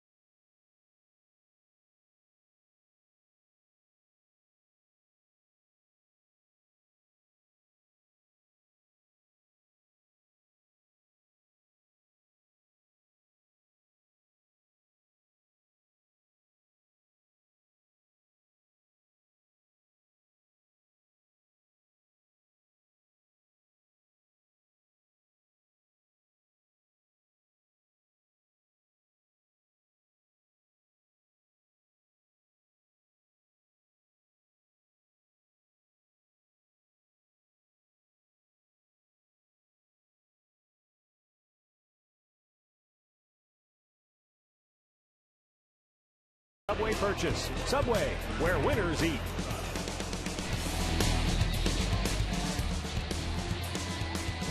Royals on top 4-0. Activity in the Indians bullpen as Ubaldo Jimenez starts this 6th inning. Yeah, he's going to be going over the 100-pitch mark now. Dan Wheeler up throwing for the Indians. This will be the 100th pitch of the night for Jimenez. And it's a strike to Mike Moustakas, who is 0 for 2 on the night. Jimenez had given up 1 home run in his first 3 starts on the year, but he's given up a pair tonight. And that has been all the scoring in the game. 2-run homer by Billy Butler in inning number 1, and Hosmer with a 2-run homer for Kansas City in the 5th. 3-1 to count.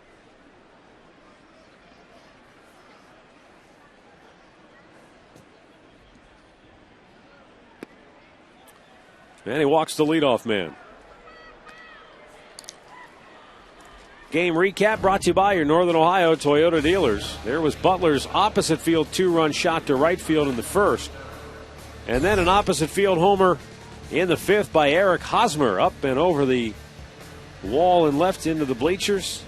Find out about more than 30 Toyota offers available at buyatoyota.com.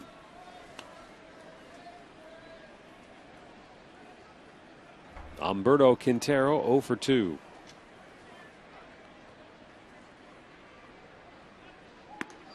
This is where the Royals, too. Ned Yost may start getting aggressive. 4-0 lead, middle part of the game. If he feels he's going to throw him a strike, he'll send him, because normally he's an aggressive manager. They ran a lot last year. They've tried to run a lot this year. They've been caught 8 times and only stolen 10 bases, but this would be a hit-and-run situation. This guy handles the bat well and goes to right field. Came up empty, 1-1.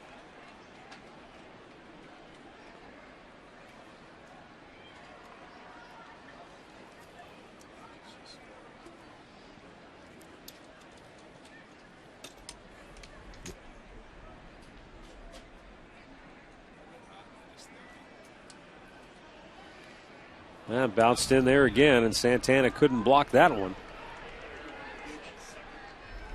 Another wild pitch.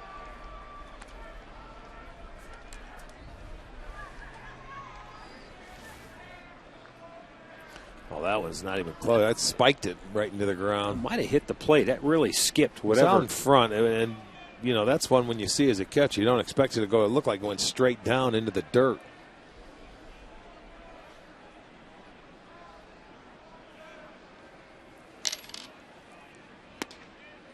And a strike call to the inside corner. Quintero didn't like it. It's 2-2.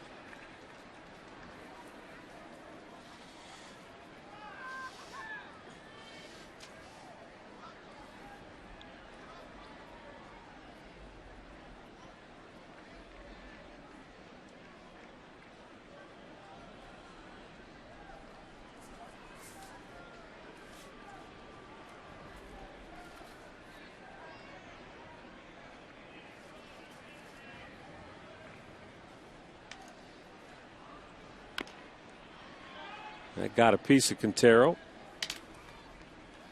Man, it's still 2-2.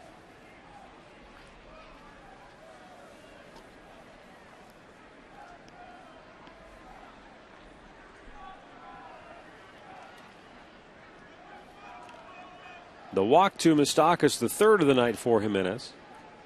He has struck out a pair.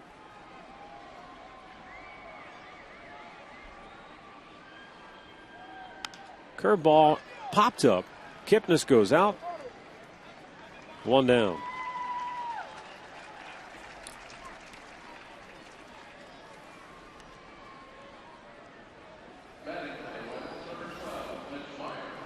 Well, here's one of those angles where he came down a little bit from the side like he has done a number of times. The hitter is upset because he had a pitch he could hit and just popped it up and didn't get his job done, moving the runner over.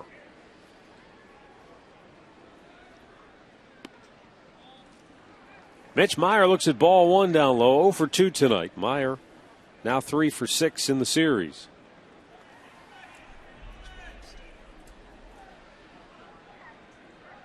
Pickoff play on at second and close, but back in with a head-first dive was Moustakas.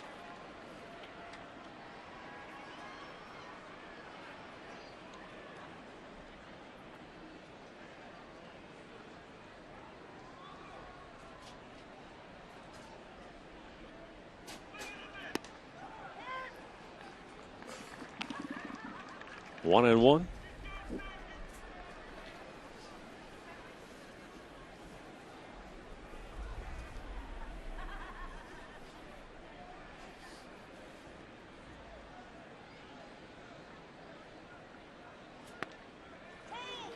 And now Jimenez gets ahead.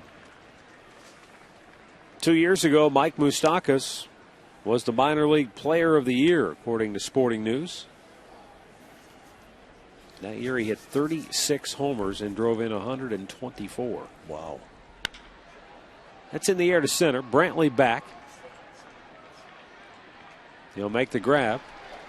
Tagging and going to third is Moustakas. And there are two down. Oh, they appealed and he went too early.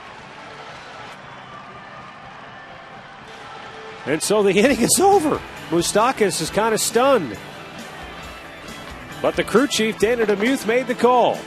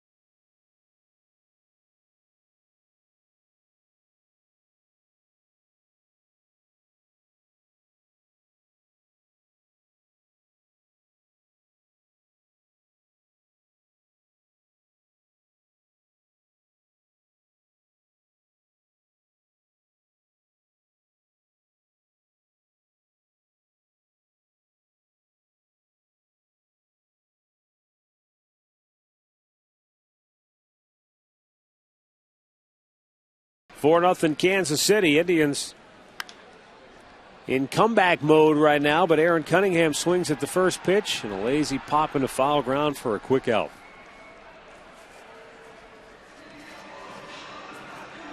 All right, so this is the play that ended the inning. And you be the judge. Did he leave early? Boy, I don't know. That was awfully close. It was close. And, you know, normally that's a play that never gets called, and there was really no reason for him to leave early. I mean, from what we saw right there, it might have been an inch or so either way, but the Indians catch the break on that one. They appealed, and the crew chief, Dana DeMuth, is the second base umpire tonight. He made the call, so.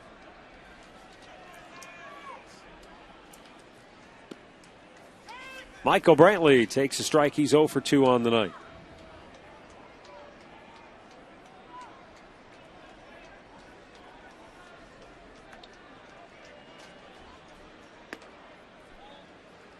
One and one to count.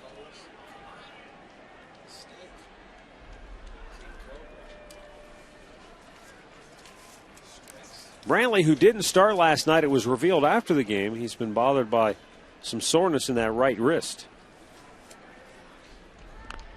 Checked his swing, and it's a foul back.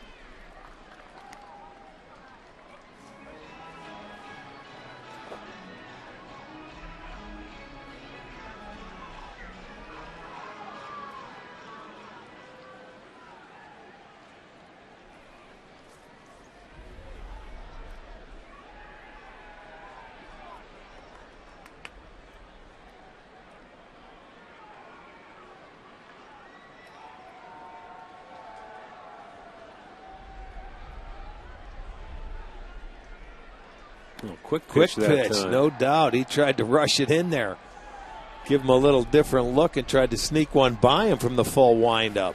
You think he did that in Kansas City. Yeah, See, he didn't come up with the leg kick, and then all of a sudden it's almost like he rushes to the plate. It was up and away, but he tried to quick pitch him. Right back through the middle. Quick pitch that. Brantley singles to center.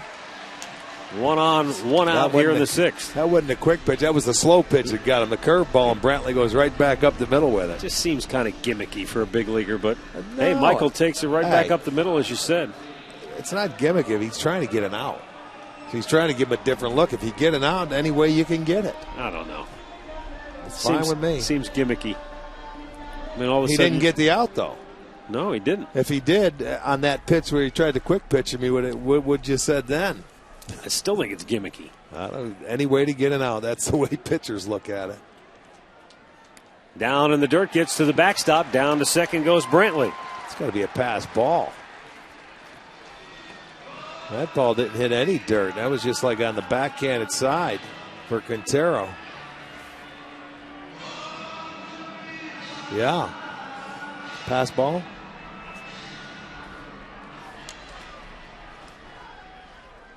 Now Cabrera 1 for 2 on the night with a runner in scoring position as the Indians try to put something together offensively to get back in it.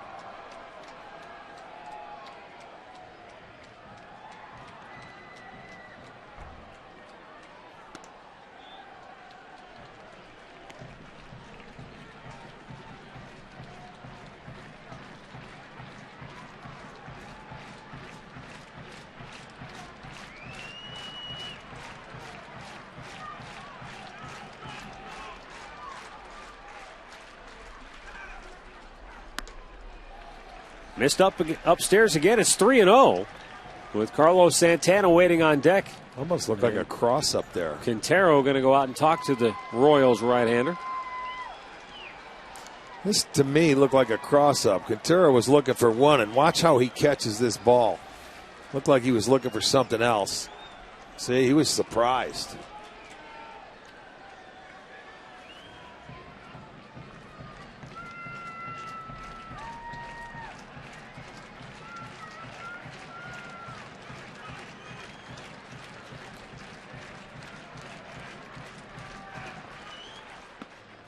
And he found the strike zone that time, 3-1.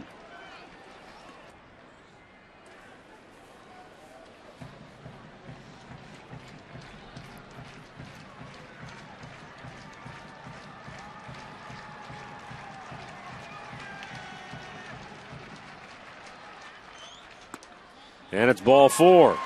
So the Indians have 2 aboard with 1 out here in the 6th.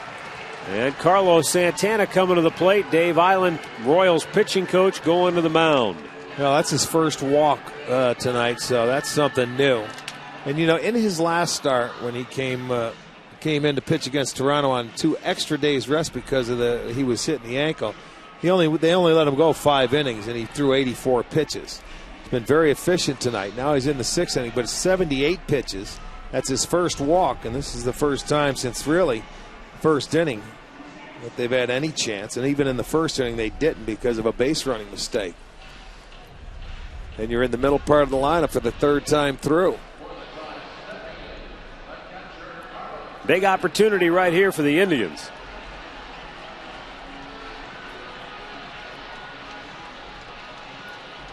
O'Shaver still only 78 pitches on the night. But Santana looking to really turn the momentum in the Tribe's favor here. Takes its low, ball 1.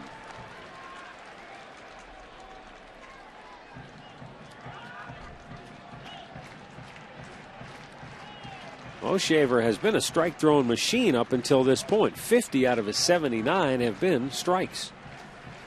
But he walked Cabrera, and now he's 1-0 to Santana.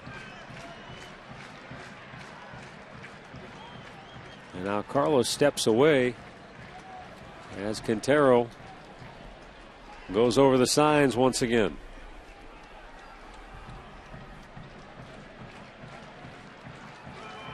Royals have their infield shifted. Runner goes for third, and Brantley's in there without a throw. Michael with his second steal on the year. The Indians have their runners at the corners now with one out. Well, you can see where the third baseman is, and he's way off the bag, and Michael just took off. And Cabrera, at first, he has no idea he's going. He can't really take off, but with one out, not a bad play to get yourself in scoring position. At third, less than 2 outs.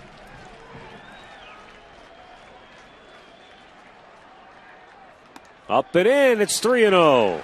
Well, maybe nibbling a little bit, starting to feel a little pressure instead of free and easy like he was through the first 5. And coming out of that stretch, he hasn't been in the stretch much tonight.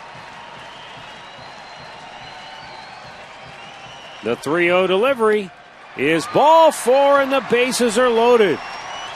So the Indians using the walk as they have all season long to this point. As part of their rally, they've got them loaded with one down for Hafner.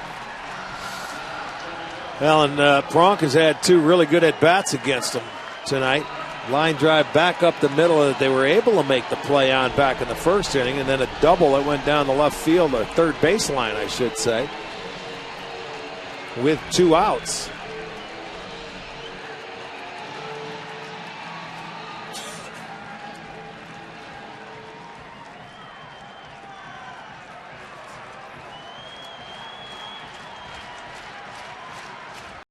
Shaver was about to come set, and Hafner said, hold on a second. Yeah. Not ready.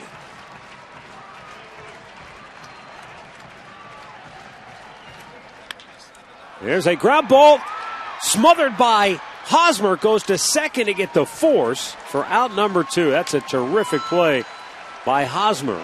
The Indians get on the board, and that's out number 2. Well, if that guy gets through, boy. That's right. That guy just saved a terrific, a chance at a huge inning for the Indians. Santana did the right thing, stayed behind that ball and let that, it almost blocked him out a little bit. He still made a terrific play. Only play he had was going to second base because Hoshaver was going to first, gets the force out at second base, but the Indians are on the board. 4-1 ball game. Tying run at the plate as Shelley Duncan steps in. Duncan 0 for 2 on the night, fly to left his last time up.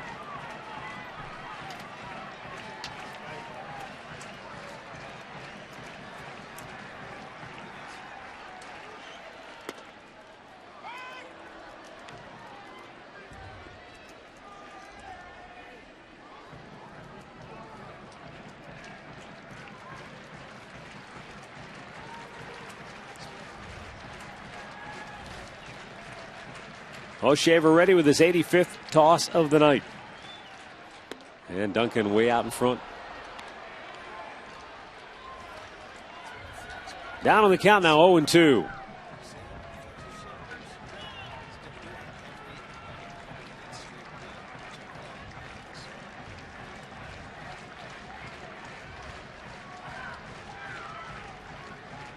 Cabrera at third, Hafner at first, 2 down. Slider away. And it's outside to make it a 1-2 count.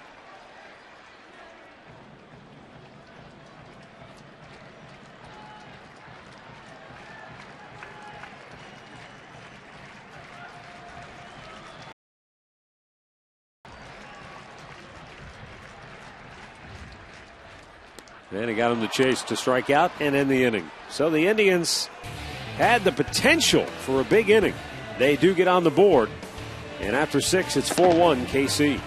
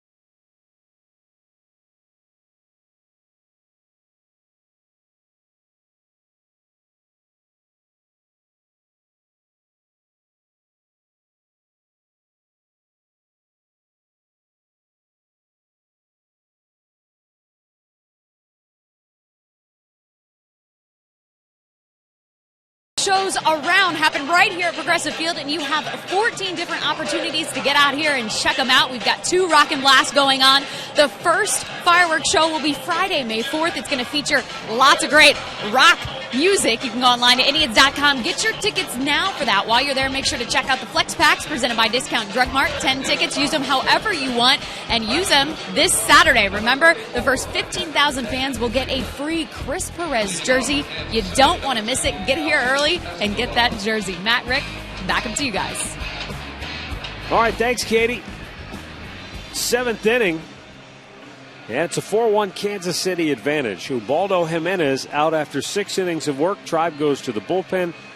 Dan Wheeler coming on for the 7th time this year. No wins or losses. ERA of 5.40 in 5 innings of work. He's walked 3, struck out 1. Ubaldo Jimenez went 6 innings tonight. He allowed 4 runs on 6 hits, walked 3, struck out 2. All 4 runs coming via the homer. A pair of 2-run homers for Kansas City, supplying all the offense for the Royals here tonight. Alcides Escobar 0 for 2 to lead it off. And he takes a fastball for strike 1. Escobar, then Chris Getz and Alex Gordon for Kansas City.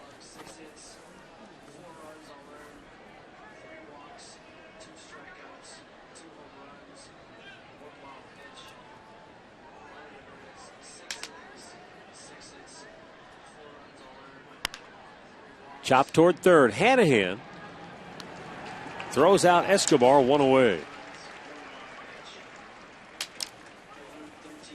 Let's find the answer to our AT&T trivia question. 4 Royals players, rookies of the year. Well, we know about Lou Piniella because he was the guy who left Kansas City or left Cleveland and went to Kansas City and won the rookie of the year. I know Bob Hamlin. I know Beltran was, and how about Angel Baroa? Angel Baroa. Forgot about him. Hamlin was the guy who beat out Manny Ramirez somehow for Rookie of the Year, right? Was it Manny or Kenny? No, Kenny was earlier. Kenny got beat out by... I know, the guy from Milwaukee. Pat Listash. Yeah, right. Good call, Red.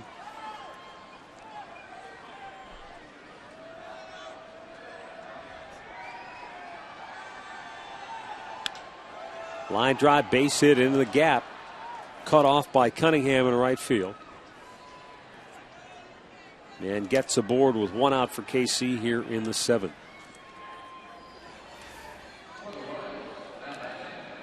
Goes down and gets that ball just over the head of Kipnis. 7 hits now for Kansas City. For Getz, that's his first one. Came around to score in the first, though, on a walk. And this guy's not a bad base stealer. Usually a very good percentage. He has 3 this year. He's been caught 1 time. Alex Gordon has 2 hits on the night. And both of his hits have been in the shift right through the teeth of it.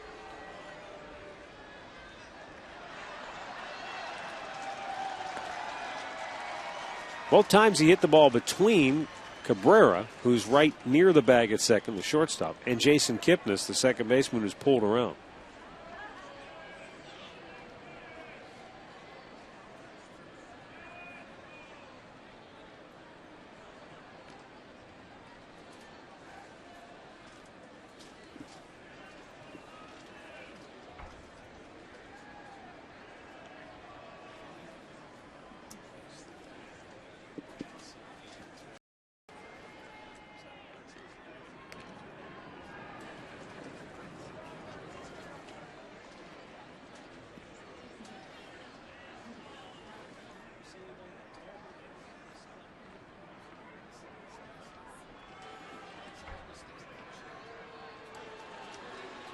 Now the 1-0 pitch.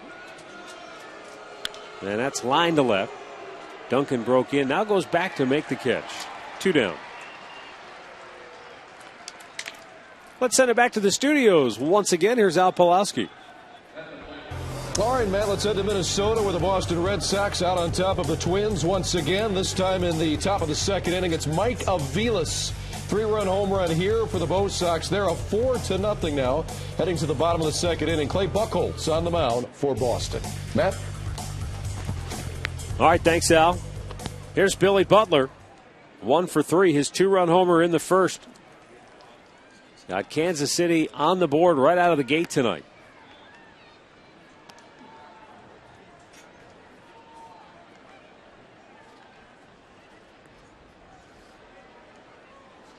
$12 game tomorrow as we wrap up the 3-game series between the Indians and the Royals. We'll have it for you.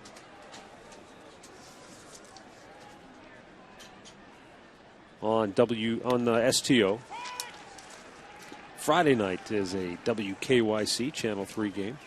But tomorrow at noon, Indians, Royals, Josh Tomlin, Luis Mendoza. We'll have it for you 12 o'clock on STO.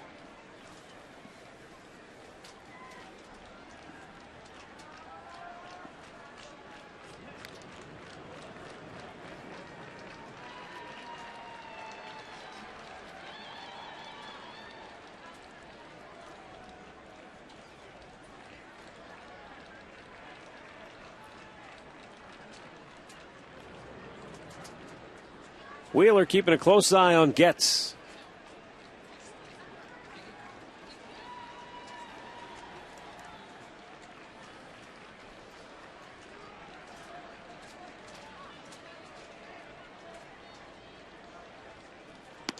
Up high with the fastball. 2-1.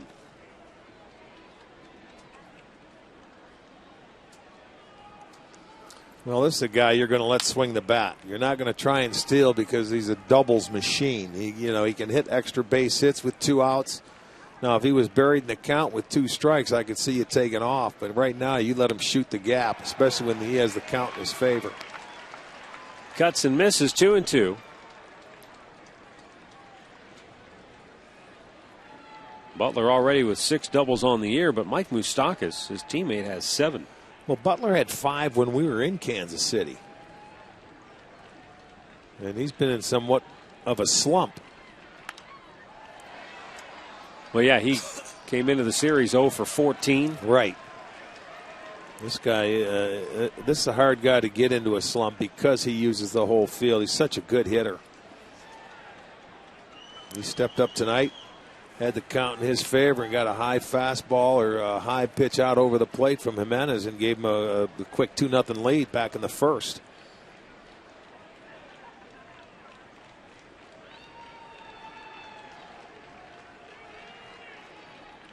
Bounced it in front of the plate. Good block by Santana. Full count now on Butler. So gets the runner at first will be off. As Wheeler tries to keep Kansas City from pulling any farther ahead.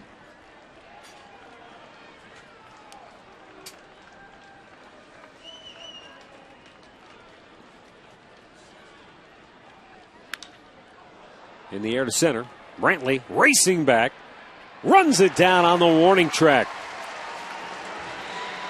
So it's stretch time here in Cleveland, with the Royals on top 4-1 in our 7th inning stretch, brought to you by the Cleveland Clinic, where every life deserves world-class care.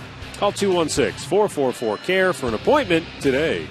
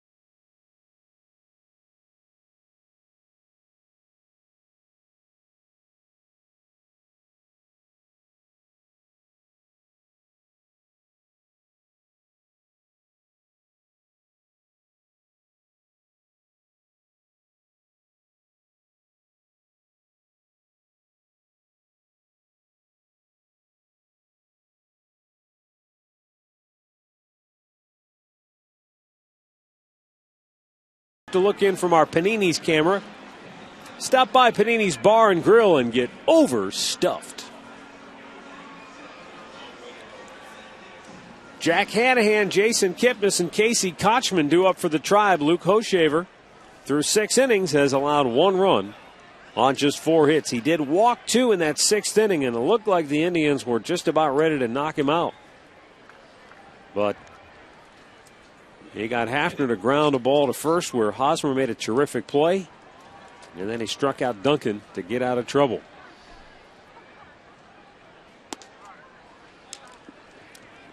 Hoshaver's done a nice job of pitching Hanahan inside today.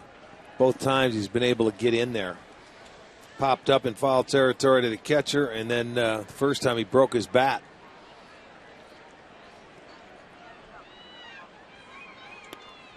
Down and in, 3-0. But he was hitting his spots earlier in the game. But the last inning he struggled. 2 walks that set up that inning where they were able to get a run. They got a run on 1 hit. Now behind 3-0. 90 pitches on the night, but Ned Yost has the bullpen busy for Kansas City.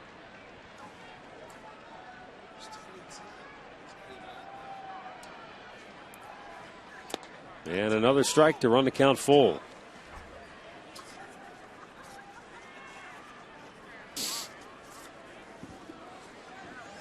First time tonight that Hoshaver has gone to a full count.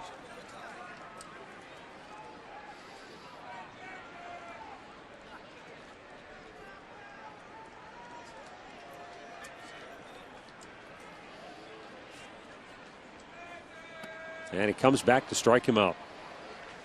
4th strikeout for Hoshaver. And with 1 down, it's Miller time, brought to you by Miller Lite. This looked like the ball that was going to get through and maybe spark the Indians' big rally, but Hosmer made a diving stop, came up with it clean. Indians did get a run, but it. Did you notice on that play, too, where, a lot of times some guys will dive, they over-dive, and the ball gets underneath. He did start to dive, but he kept his glove down there before he had to extend it out on that play, so it was really a good play.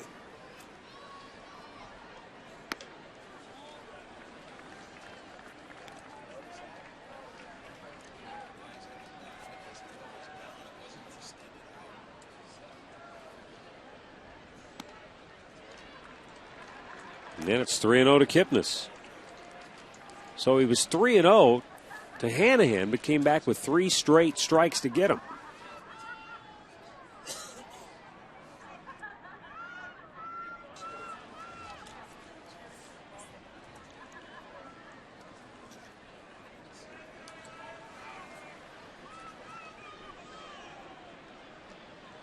Now time called by Quintero.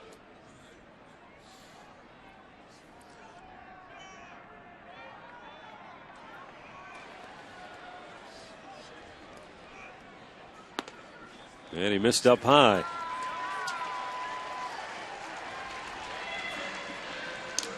That's probably going to be it for Hoshaver, but we'll wait for Ned Yost to make the official sign. For every home run hit this year by the Indians, Rick and I are going to donate $5 each. Great Clip's going to donate $50 to the Gathering Place. Our season total, $960 on the year. Great needs, great deeds, great Clips. That'll be it for Luke Hoshaver. He departs after 6 1/3 innings of work. He can win it, he cannot lose it. The Royals bullpen makes their entrance when we come back.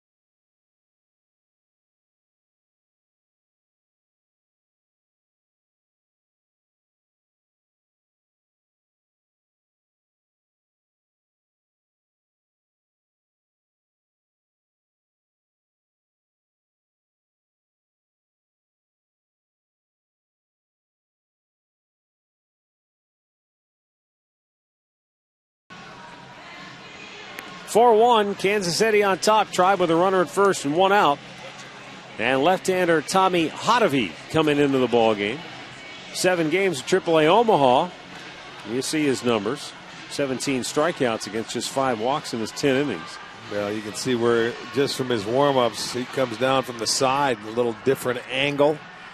For left-handers, looks like a matchup guy. He'll be facing Casey Kochman, who is 0 for 2 on the night, 0 for 5 in the series.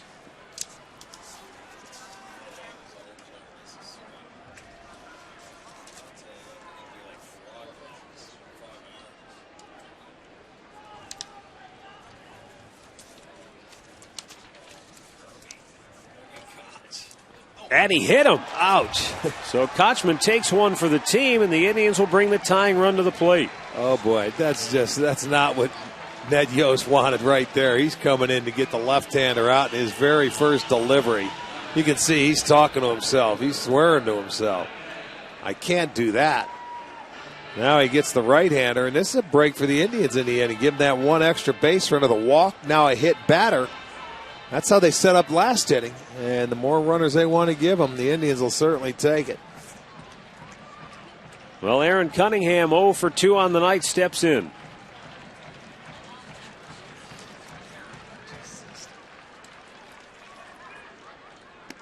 It's outside ball 1. Cunningham starting in right field tonight. If you joined us late, Shin-Soo Choo suffered some tightness in his hamstring late in last night's ball game, had to leave the game. And Manny Act is saying he is day-to-day. They don't believe it will require a DL move.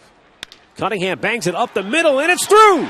Coming around third, Kipnis. He will score, and it's a 4-2 ball game. Aaron Cunningham with his first RBI. Well, then let's make that our McDonald's. I'm loving it. Okay. Why not? He gets the timely hit after they walk him, hit Kochman. He comes in the next pitch, and Aaron Cunningham is going to find it a hole right back up the middle. They've been doing that all night. That'll be our McDonald's. I'm loving it. It's a 4-2 ball game. They cut the lead in half still with the tying runs aboard. You get back to the top of the lineup.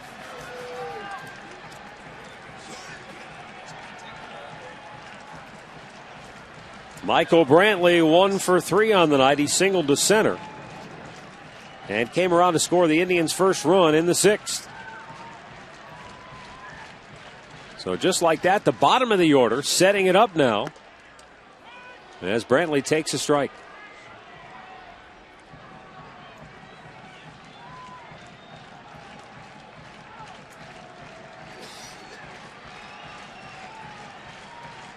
Kochman at second, Cunningham at first. And over for a strike. It's 0-2.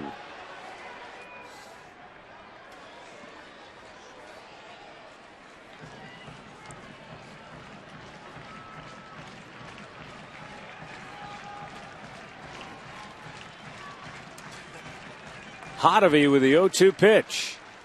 Way outside.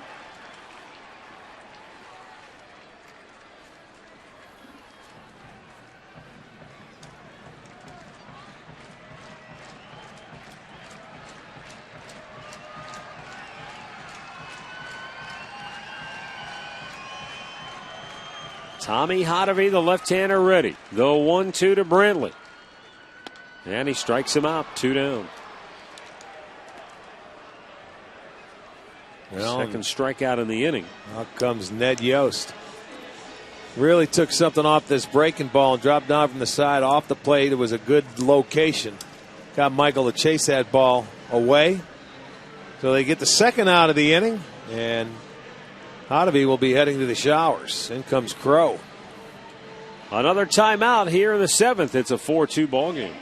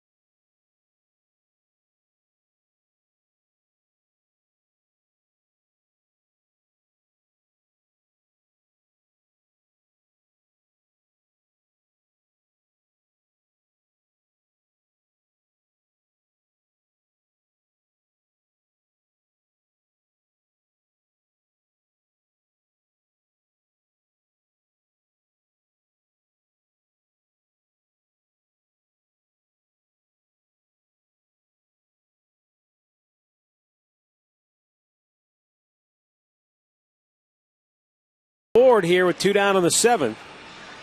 Right-hander Aaron Crow coming on for Kansas City, 10th appearance of the year. No wins, a loss. ERA of 3. In 9 innings of work, he's walked 3, struck out 9. He does have a save on the year for the Royals. Remember, they're without their closer, Joaquin Soria, so they've been using Crow and Jonathan Broxton.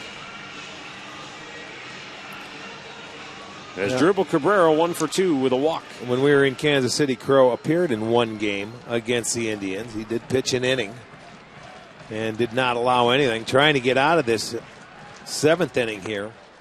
The Indians trying to mount a comeback with 1 in, 2 on. And looking for that big 2-out base hit that they so often get. In the dirt, gets away from Quintero all the way to the on-deck circle. And the runners move to 2nd and 3rd. So Kochman 90 feet away, and Cunningham, the tying run, is now at 2nd. Well, that makes it a lot easier now. Base hit could tie the game. Get that breaking ball. You see the ball deflects off Quintero, and they move up 90 feet. Kochman at 3rd. Cunningham at 2nd.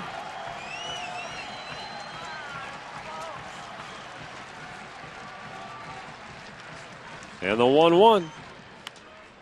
Pop back out of play.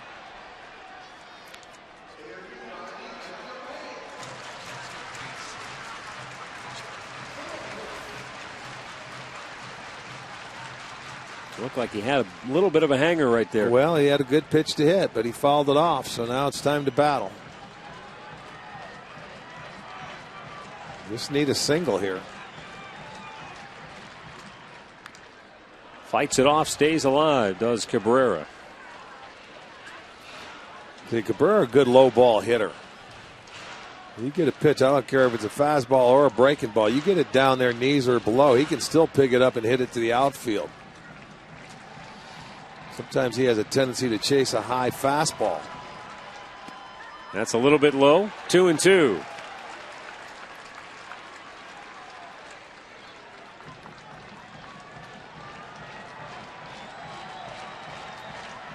Royals led 2-0, then 4-0. Indians have now cut it in half. The 2-2. Right back to the screen, and Cabrera getting a little bit closer with each swing.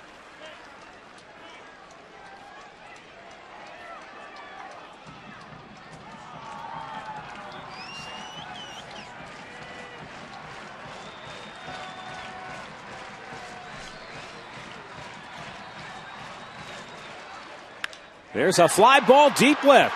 Back is Gordon. Still going back. He'll make the catch on the front of the warning track to end the inning.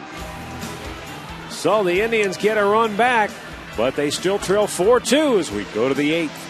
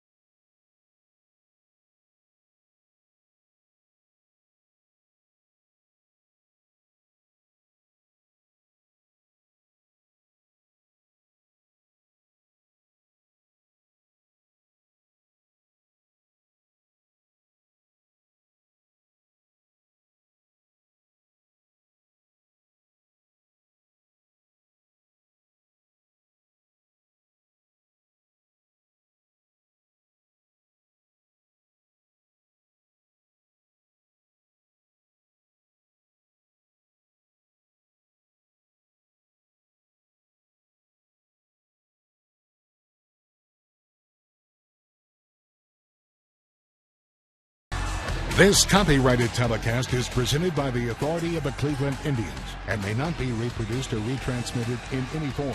And the accounts and descriptions of this game may not be disseminated without the express written consent of the Cleveland Indians.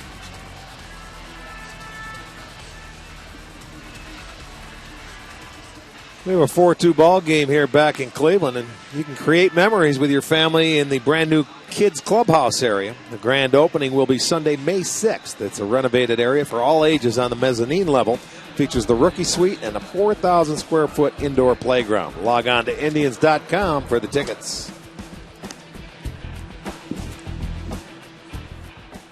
The Lookouts baseball team here at the Yard having fun with their teammates. Now the Indians turn to Rafael Perez, 1-0 with a 4.05 ERA on the year. His 8th appearance, 4 strikeouts, 2 walks in 6 2/3 innings. He'll be facing Eric Hosmer, Jeff Francoeur, and Mike Moustakas.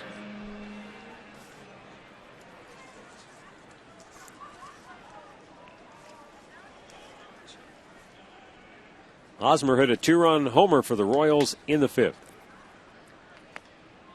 And a little bit outside from Rafi Perez.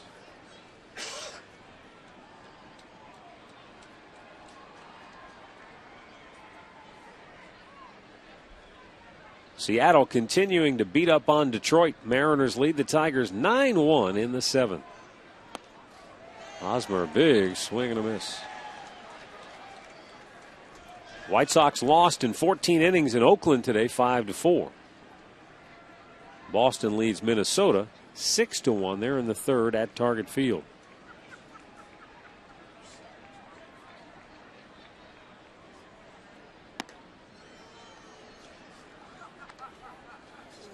Two balls and a strike for Hosmer.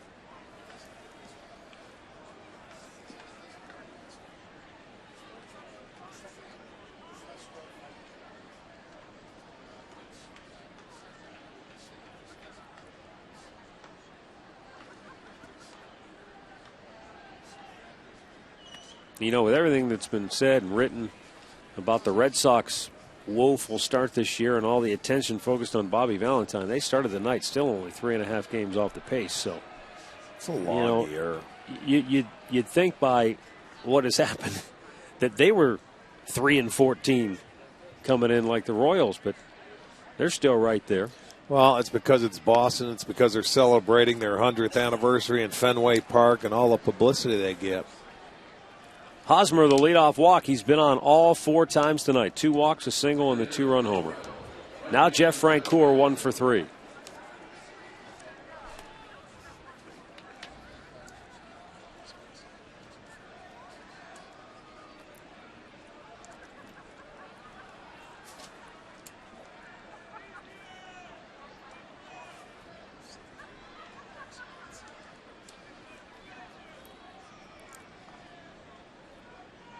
Way up high. And it's ball 1 to Francoeur, and out goes Santana as Rafael Perez. He's all over the place. And all of a sudden the Indians getting more activity in the bullpen as Jairo Asensio starting to heat up.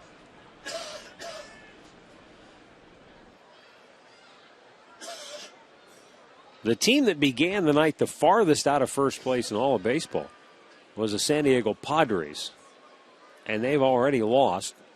Should the Dodgers win later tonight, San Diego would be 9 off the pace in the NL West. I saw where big Kyle Blank's going to miss shoulder surgery a big chunk of the year, if not the whole season. Again, yeah, had Tommy John surgery, now the shoulder surgery. Tough break for the big guy out in San Diego.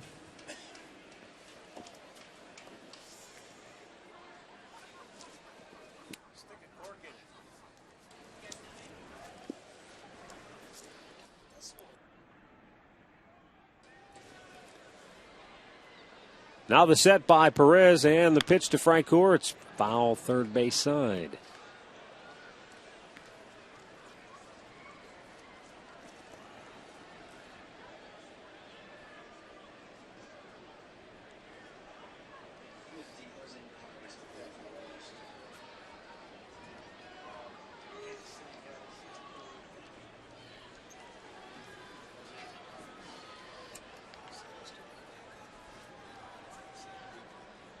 Raffy fires, and a double play ball to short. Cabrera to Kipnis, on to Kochman.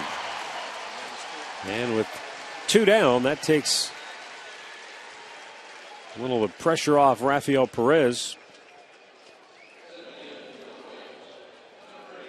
Get a look at our in-game box score, brought to you by your Northern Ohio Hyundai dealers, who invite you to come see the 2012 Sonata. Visit NorthernOhioHyundaiDealers.com today.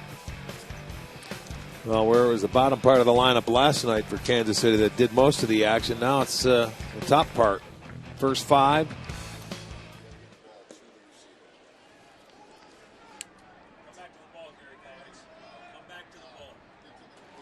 Mike Moustakas 0 for 2 with a walk.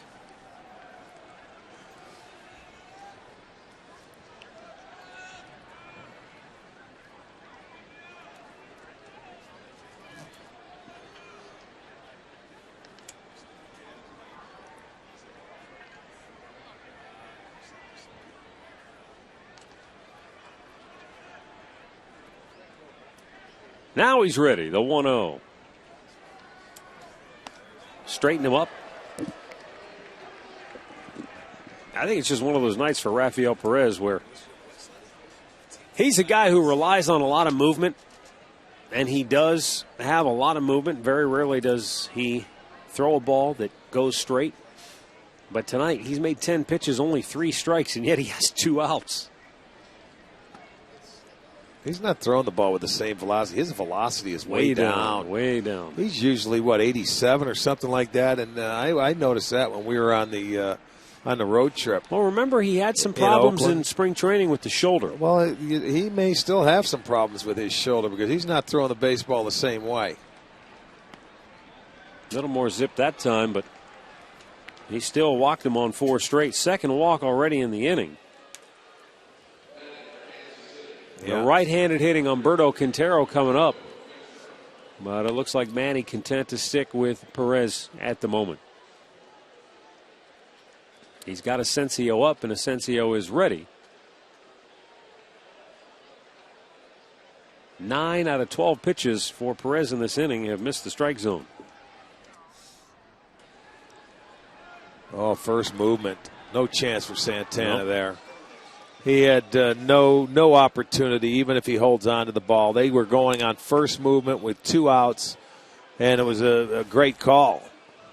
I'll tell you what, Moustakas was already walking back to first base to discard his elbow pad. Didn't get time out. And Dana out. DeMuth never gave him time out, and Rafael Perez nearly turned and threw him out, but Moustakas quickly scampered back to the bag.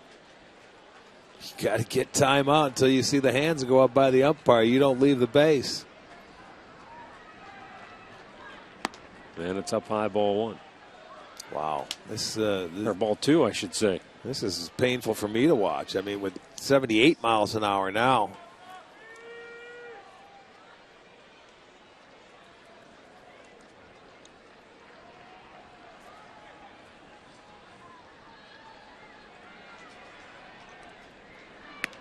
It's 3-0. Yeah, there's got to be something wrong with him. He's just not the same guy. I've seen him miss the strike zone before, but he usually comes right back.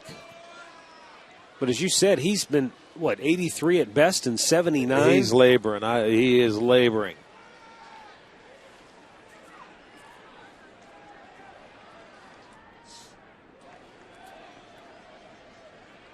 Now the 3-0. Driven to left. Duncan makes the head-high catch.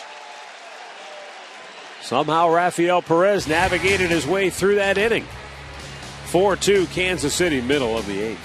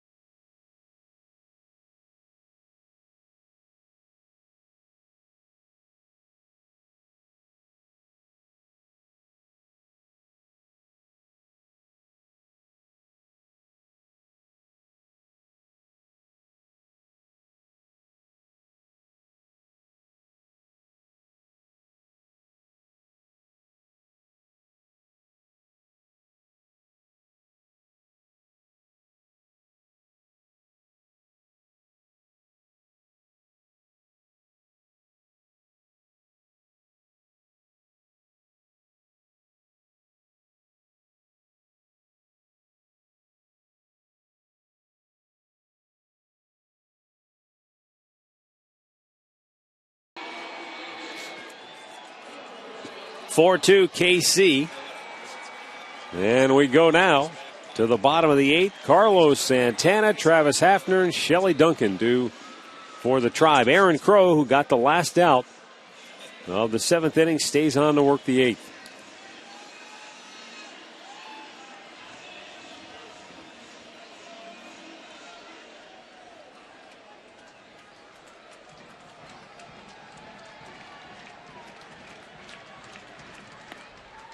Carlos Santana looks at ball one outside. He is 1 for 2. He has singled and walked.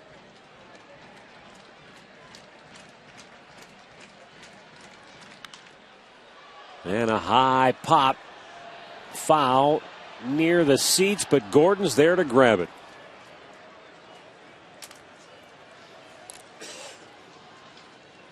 Here's our highlight reel brought to you by your Northeast Ohio Ford dealers.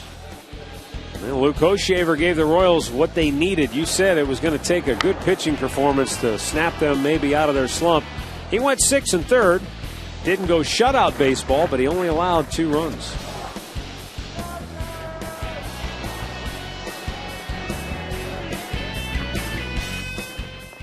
And given what happened to him in his last start against the Indians, don't think it wasn't huge for him to get out of that first inning when Santana got the second straight hit.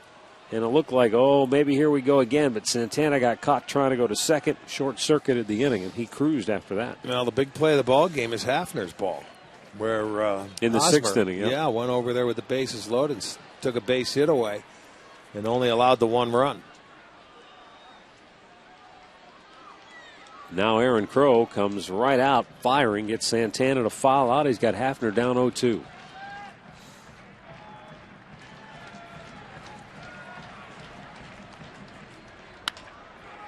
And a weak ground ball into the teeth of the shift. Getz throws him out. 2 away.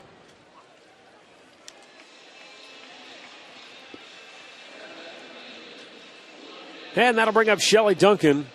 0 for 3 on the night.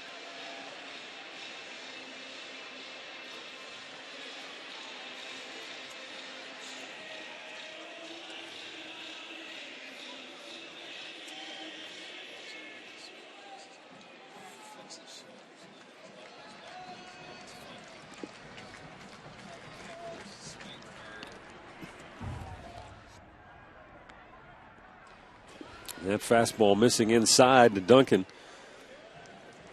Shelly now 1 for 6 in the series.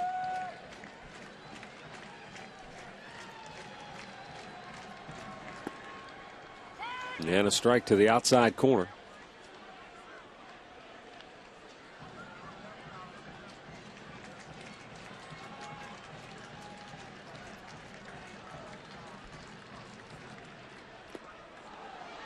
One ball, 2 strikes.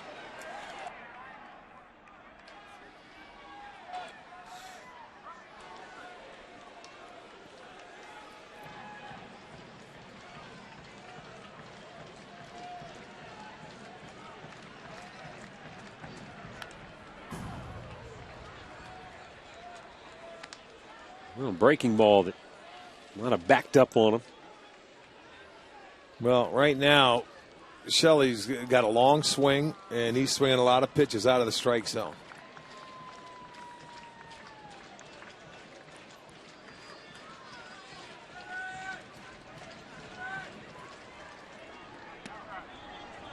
Little bit outside. 2-2 now. Indians down 4-2 here in the 8th with 2 down and the bases empty. Time call. Jeff Francoeur running over into right center field where a ball got onto the field.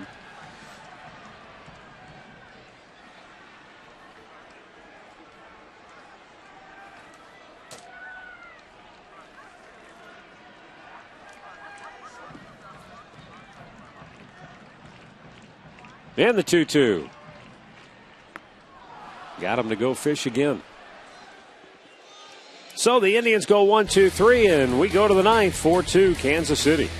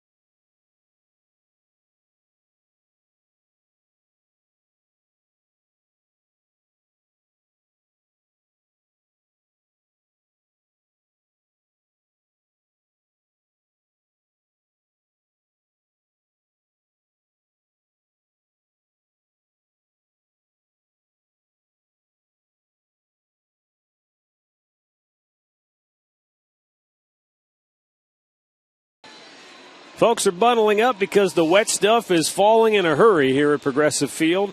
Rain in the forecast here late tonight and into early tomorrow, but hopefully it'll be out of the area by game time at noon tomorrow. Jairo Asensio making his 8th appearance of the year. He'll face the 8, 9, and 1 hitters for Kansas City as Mitch Meyer fouls it back. He's 0 for 3 on the night.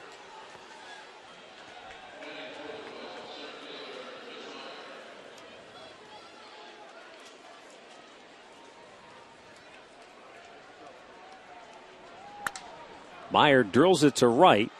On the move, Cunningham pulls it down.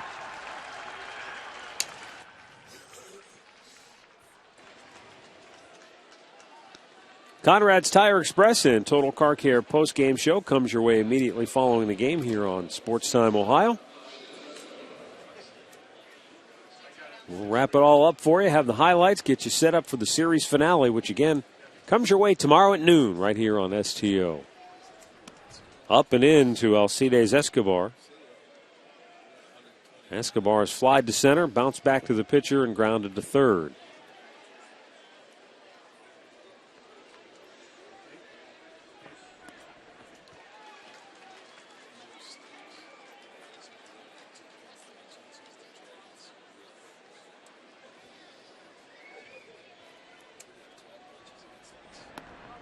A little bit down low. 2-1.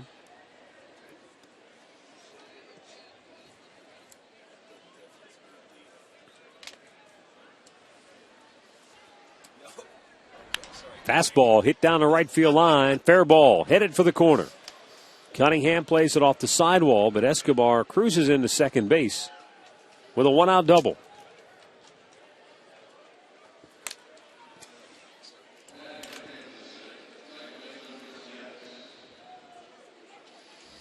This guy has been solid for him all year long. And you see he just takes right there, a pitch up out over the plate, slaps it to right field, and ends up getting a double.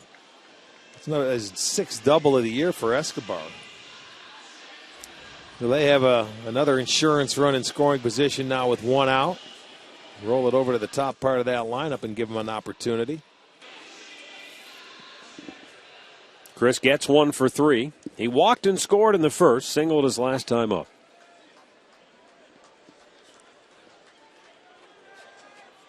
Just a light rain falling here at Progressive Field. Spin throw to second.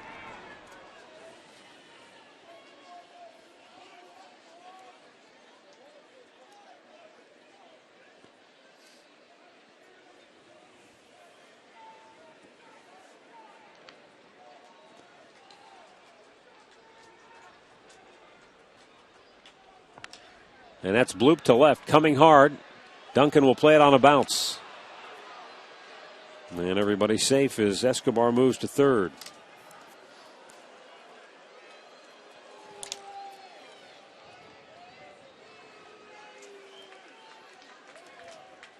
Going to bring up Alex Gordon now, 2 for 4 on the night.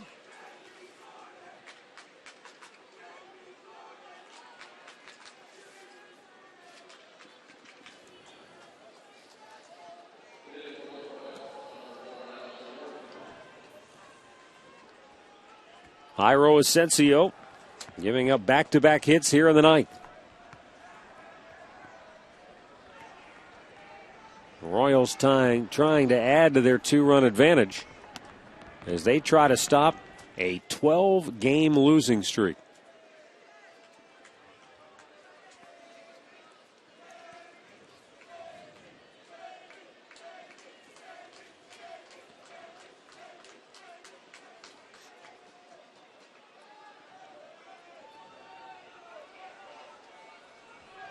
Swung on and missed, and the count evens at 1-1. Some people might think, well, gee, you stop a 12-game losing streak, and it's like big deal. You're still 4-14, but baseball is such a day-to-day game that it doesn't matter for the Royals. They want to stop this skid. I'm not saying they're going to pop champagne afterwards, but they'll take this victory and savor it if they can hang on and win it. When you go out and you play hard every day and you think you go 2 weeks without a win, that's frustrating. I mean, you're out there, and every team is out there trying to win every night. Sure, things don't go your way, and sure, you may lose a few. If you don't beat yourself, you accept it. You go out and play hard. But you certainly want to see that W.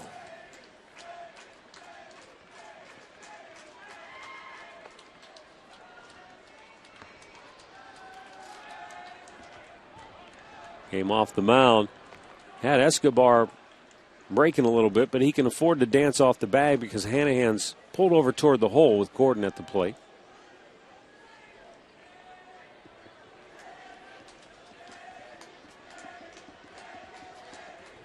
The 1-2. Slowly chopped foul, first base side.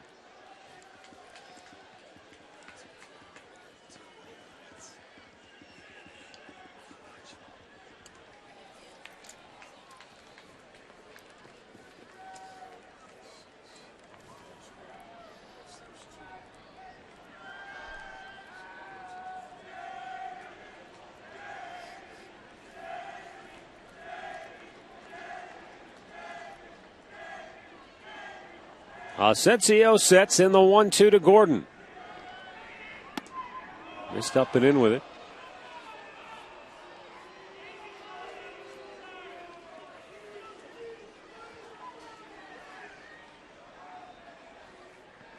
Billy Butler looming in the on-deck circle.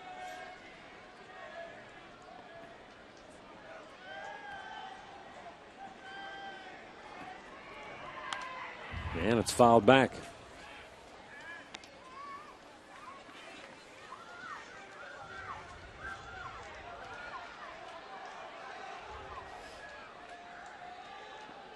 During their skid, and really if you just look at all of their losses, Kansas City comes in with 14 defeats on the year.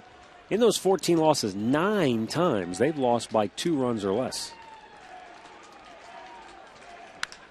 And that's driven to deep center. Back is Brantley, and it is gone.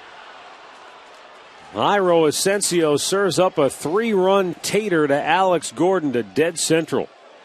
And the Royals blow it open with a 3 spot here in the 9th as they now lead it 7-2.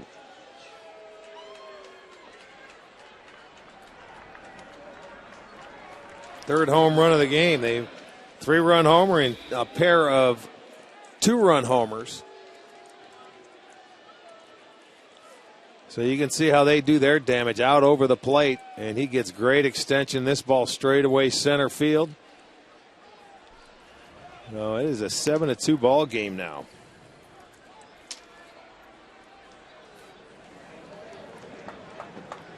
And look who did all the damage today. Butler, 2-runner in the first inning. Guy that's been there, Hosmer, a number 4 hitter, and now Gordon. So the guys that normally do their damage have done it tonight. And that takes a lot of pressure off that Royals bench. Well, and also that bullpen as well. They can come in there now, and that 3-run insurance, they've got a 5-run lead.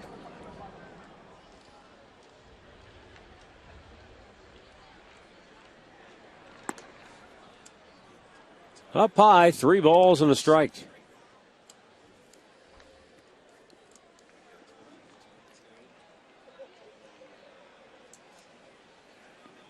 Jose Majares loosening now. That's driven deep right center, and that's gone. Billy Butler goes yard, his second home run of the night. Back-to-back homers for the Royals here in the 9th, and it's 8-2 Kansas City.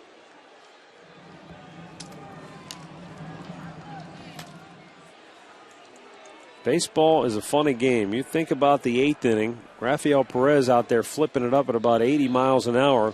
Really had nothing. He threw 16 pitches and only 4 strikes. He got out of the inning unscathed. Asensio comes in here in the 9th, and they have tattooed him for a 4 spot. Well, and now they're going to be free and easy. This is certainly going to take, this is like 100 pounds off of their back.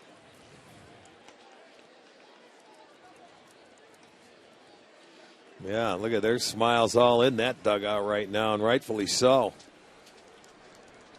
Eric Hosmer with a foul. Got a piece of Santana. Kevin Sykes, the hitting coach, definitely feeling a little lighter at the moment. Well, 4 homers in a ball game, that'll do it. I told you they're going to have to come out and either put a lot of runs on the board or you get a shutout. Well, they didn't get the shutout, but now these guys are just taking it easy. As Dribble Cabrera will throw out Hosmer, 2 down. Did you see that too? They had Santana standing up trying to throw it. I don't know that you can throw it high enough without throwing it over his head to get it by Hosmer, because he just really loves that ball up in the strike zone. He still got on top of that and bounced it out. Well, that was letter high, but you don't see many left-handers swinging at pitches like that. He's one of the few guys that can get on top of it. He loves it up there. Jeff Francoeur, 1 for 4 on the night.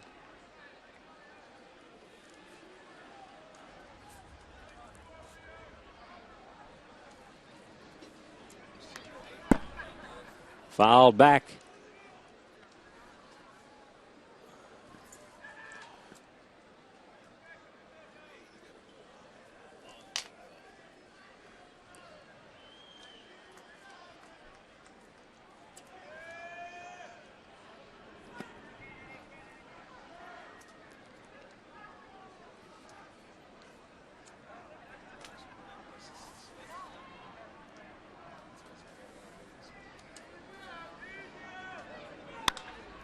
Hard hit ground ball to second where Jason Kipnis has it. Throws him out. And finally we go to the bottom of the ninth, but the Royals now cruising 8-2.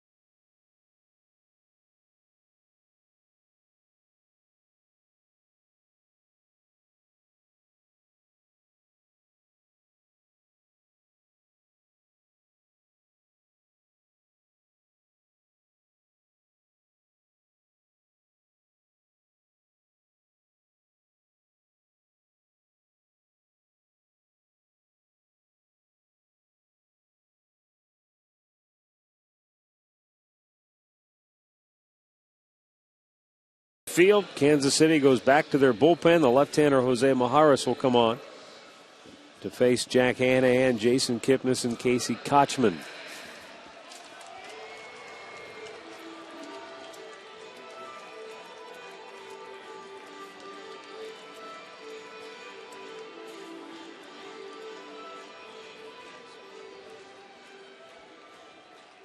Hanahan 0 for 3 tonight, his 7-game hitting streak.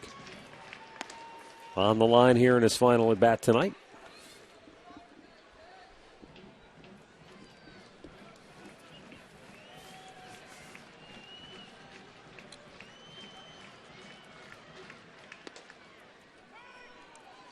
One and one to count.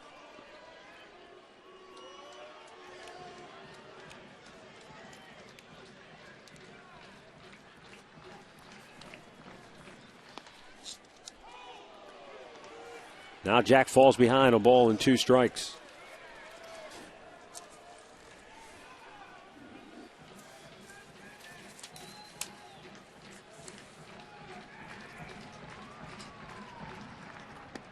And he strikes him out, 1 away.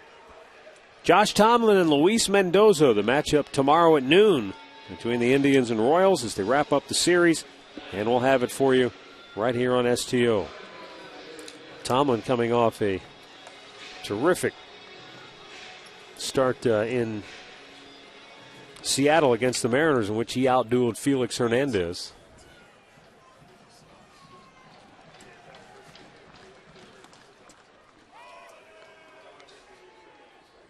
Mendoza, the Royals pitcher, was roughed up by the Indians when they faced him back in KC.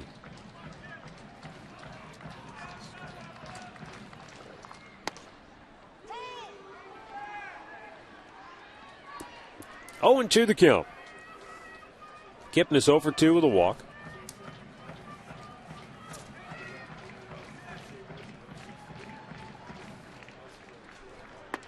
And he's out on 3 pitches. 2 down.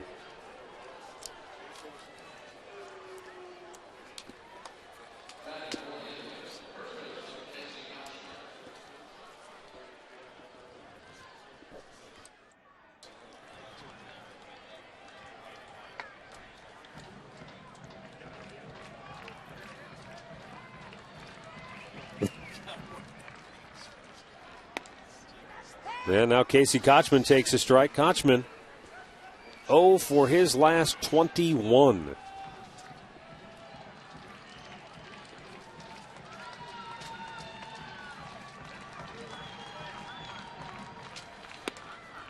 There's a strike called. Last night, every team in the Central Division lost except for the Indians. If everything holds true, every team will lose tonight except for Kansas City, as they look to end their 12-game losing streak. And that was close, but it's called a ball. 1-2. Seattle pummeling Detroit 9-1. They're in the 9th. White Sox lost in Oakland 5-4 in 14 innings. And right now Boston is beating up Minnesota, but they're still only in the 5th inning, I believe. Yeah, 5th inning out at Target Field. 7-1 Red Sox. Grounder to third. Moustakas throws out Kochman, and the Indians go 1-2-3. And with that, Kansas City's 12-game losing streak, mercifully for them, comes to an end. And the Indians drop to 9-7 on the year, but they'll remain tied with the White Sox and Tigers atop the American League Central Division standings. The winning pitcher, Luke Hochevar, he goes to 2-1 on the year. The loser is Ubaldo Jimenez. He drops to 2-1, his first loss on the season. With the win, the Royals are now 4-14. Time now for our play of the game. It's brought to you by KeyBank, the home of relationship rewards. Get reward points and redeem for gifts. Well, you go back to the 6th inning when this is a big ball game, and Hosmer makes a saving play right there to get the second out of the inning. The run will score. That made it a 4-2 ball game. But if that ball gets through, no telling. Could have been another big Indians inning. It was not. He had a great game tonight, Eric Hosmer. That's going to be our key play of the game.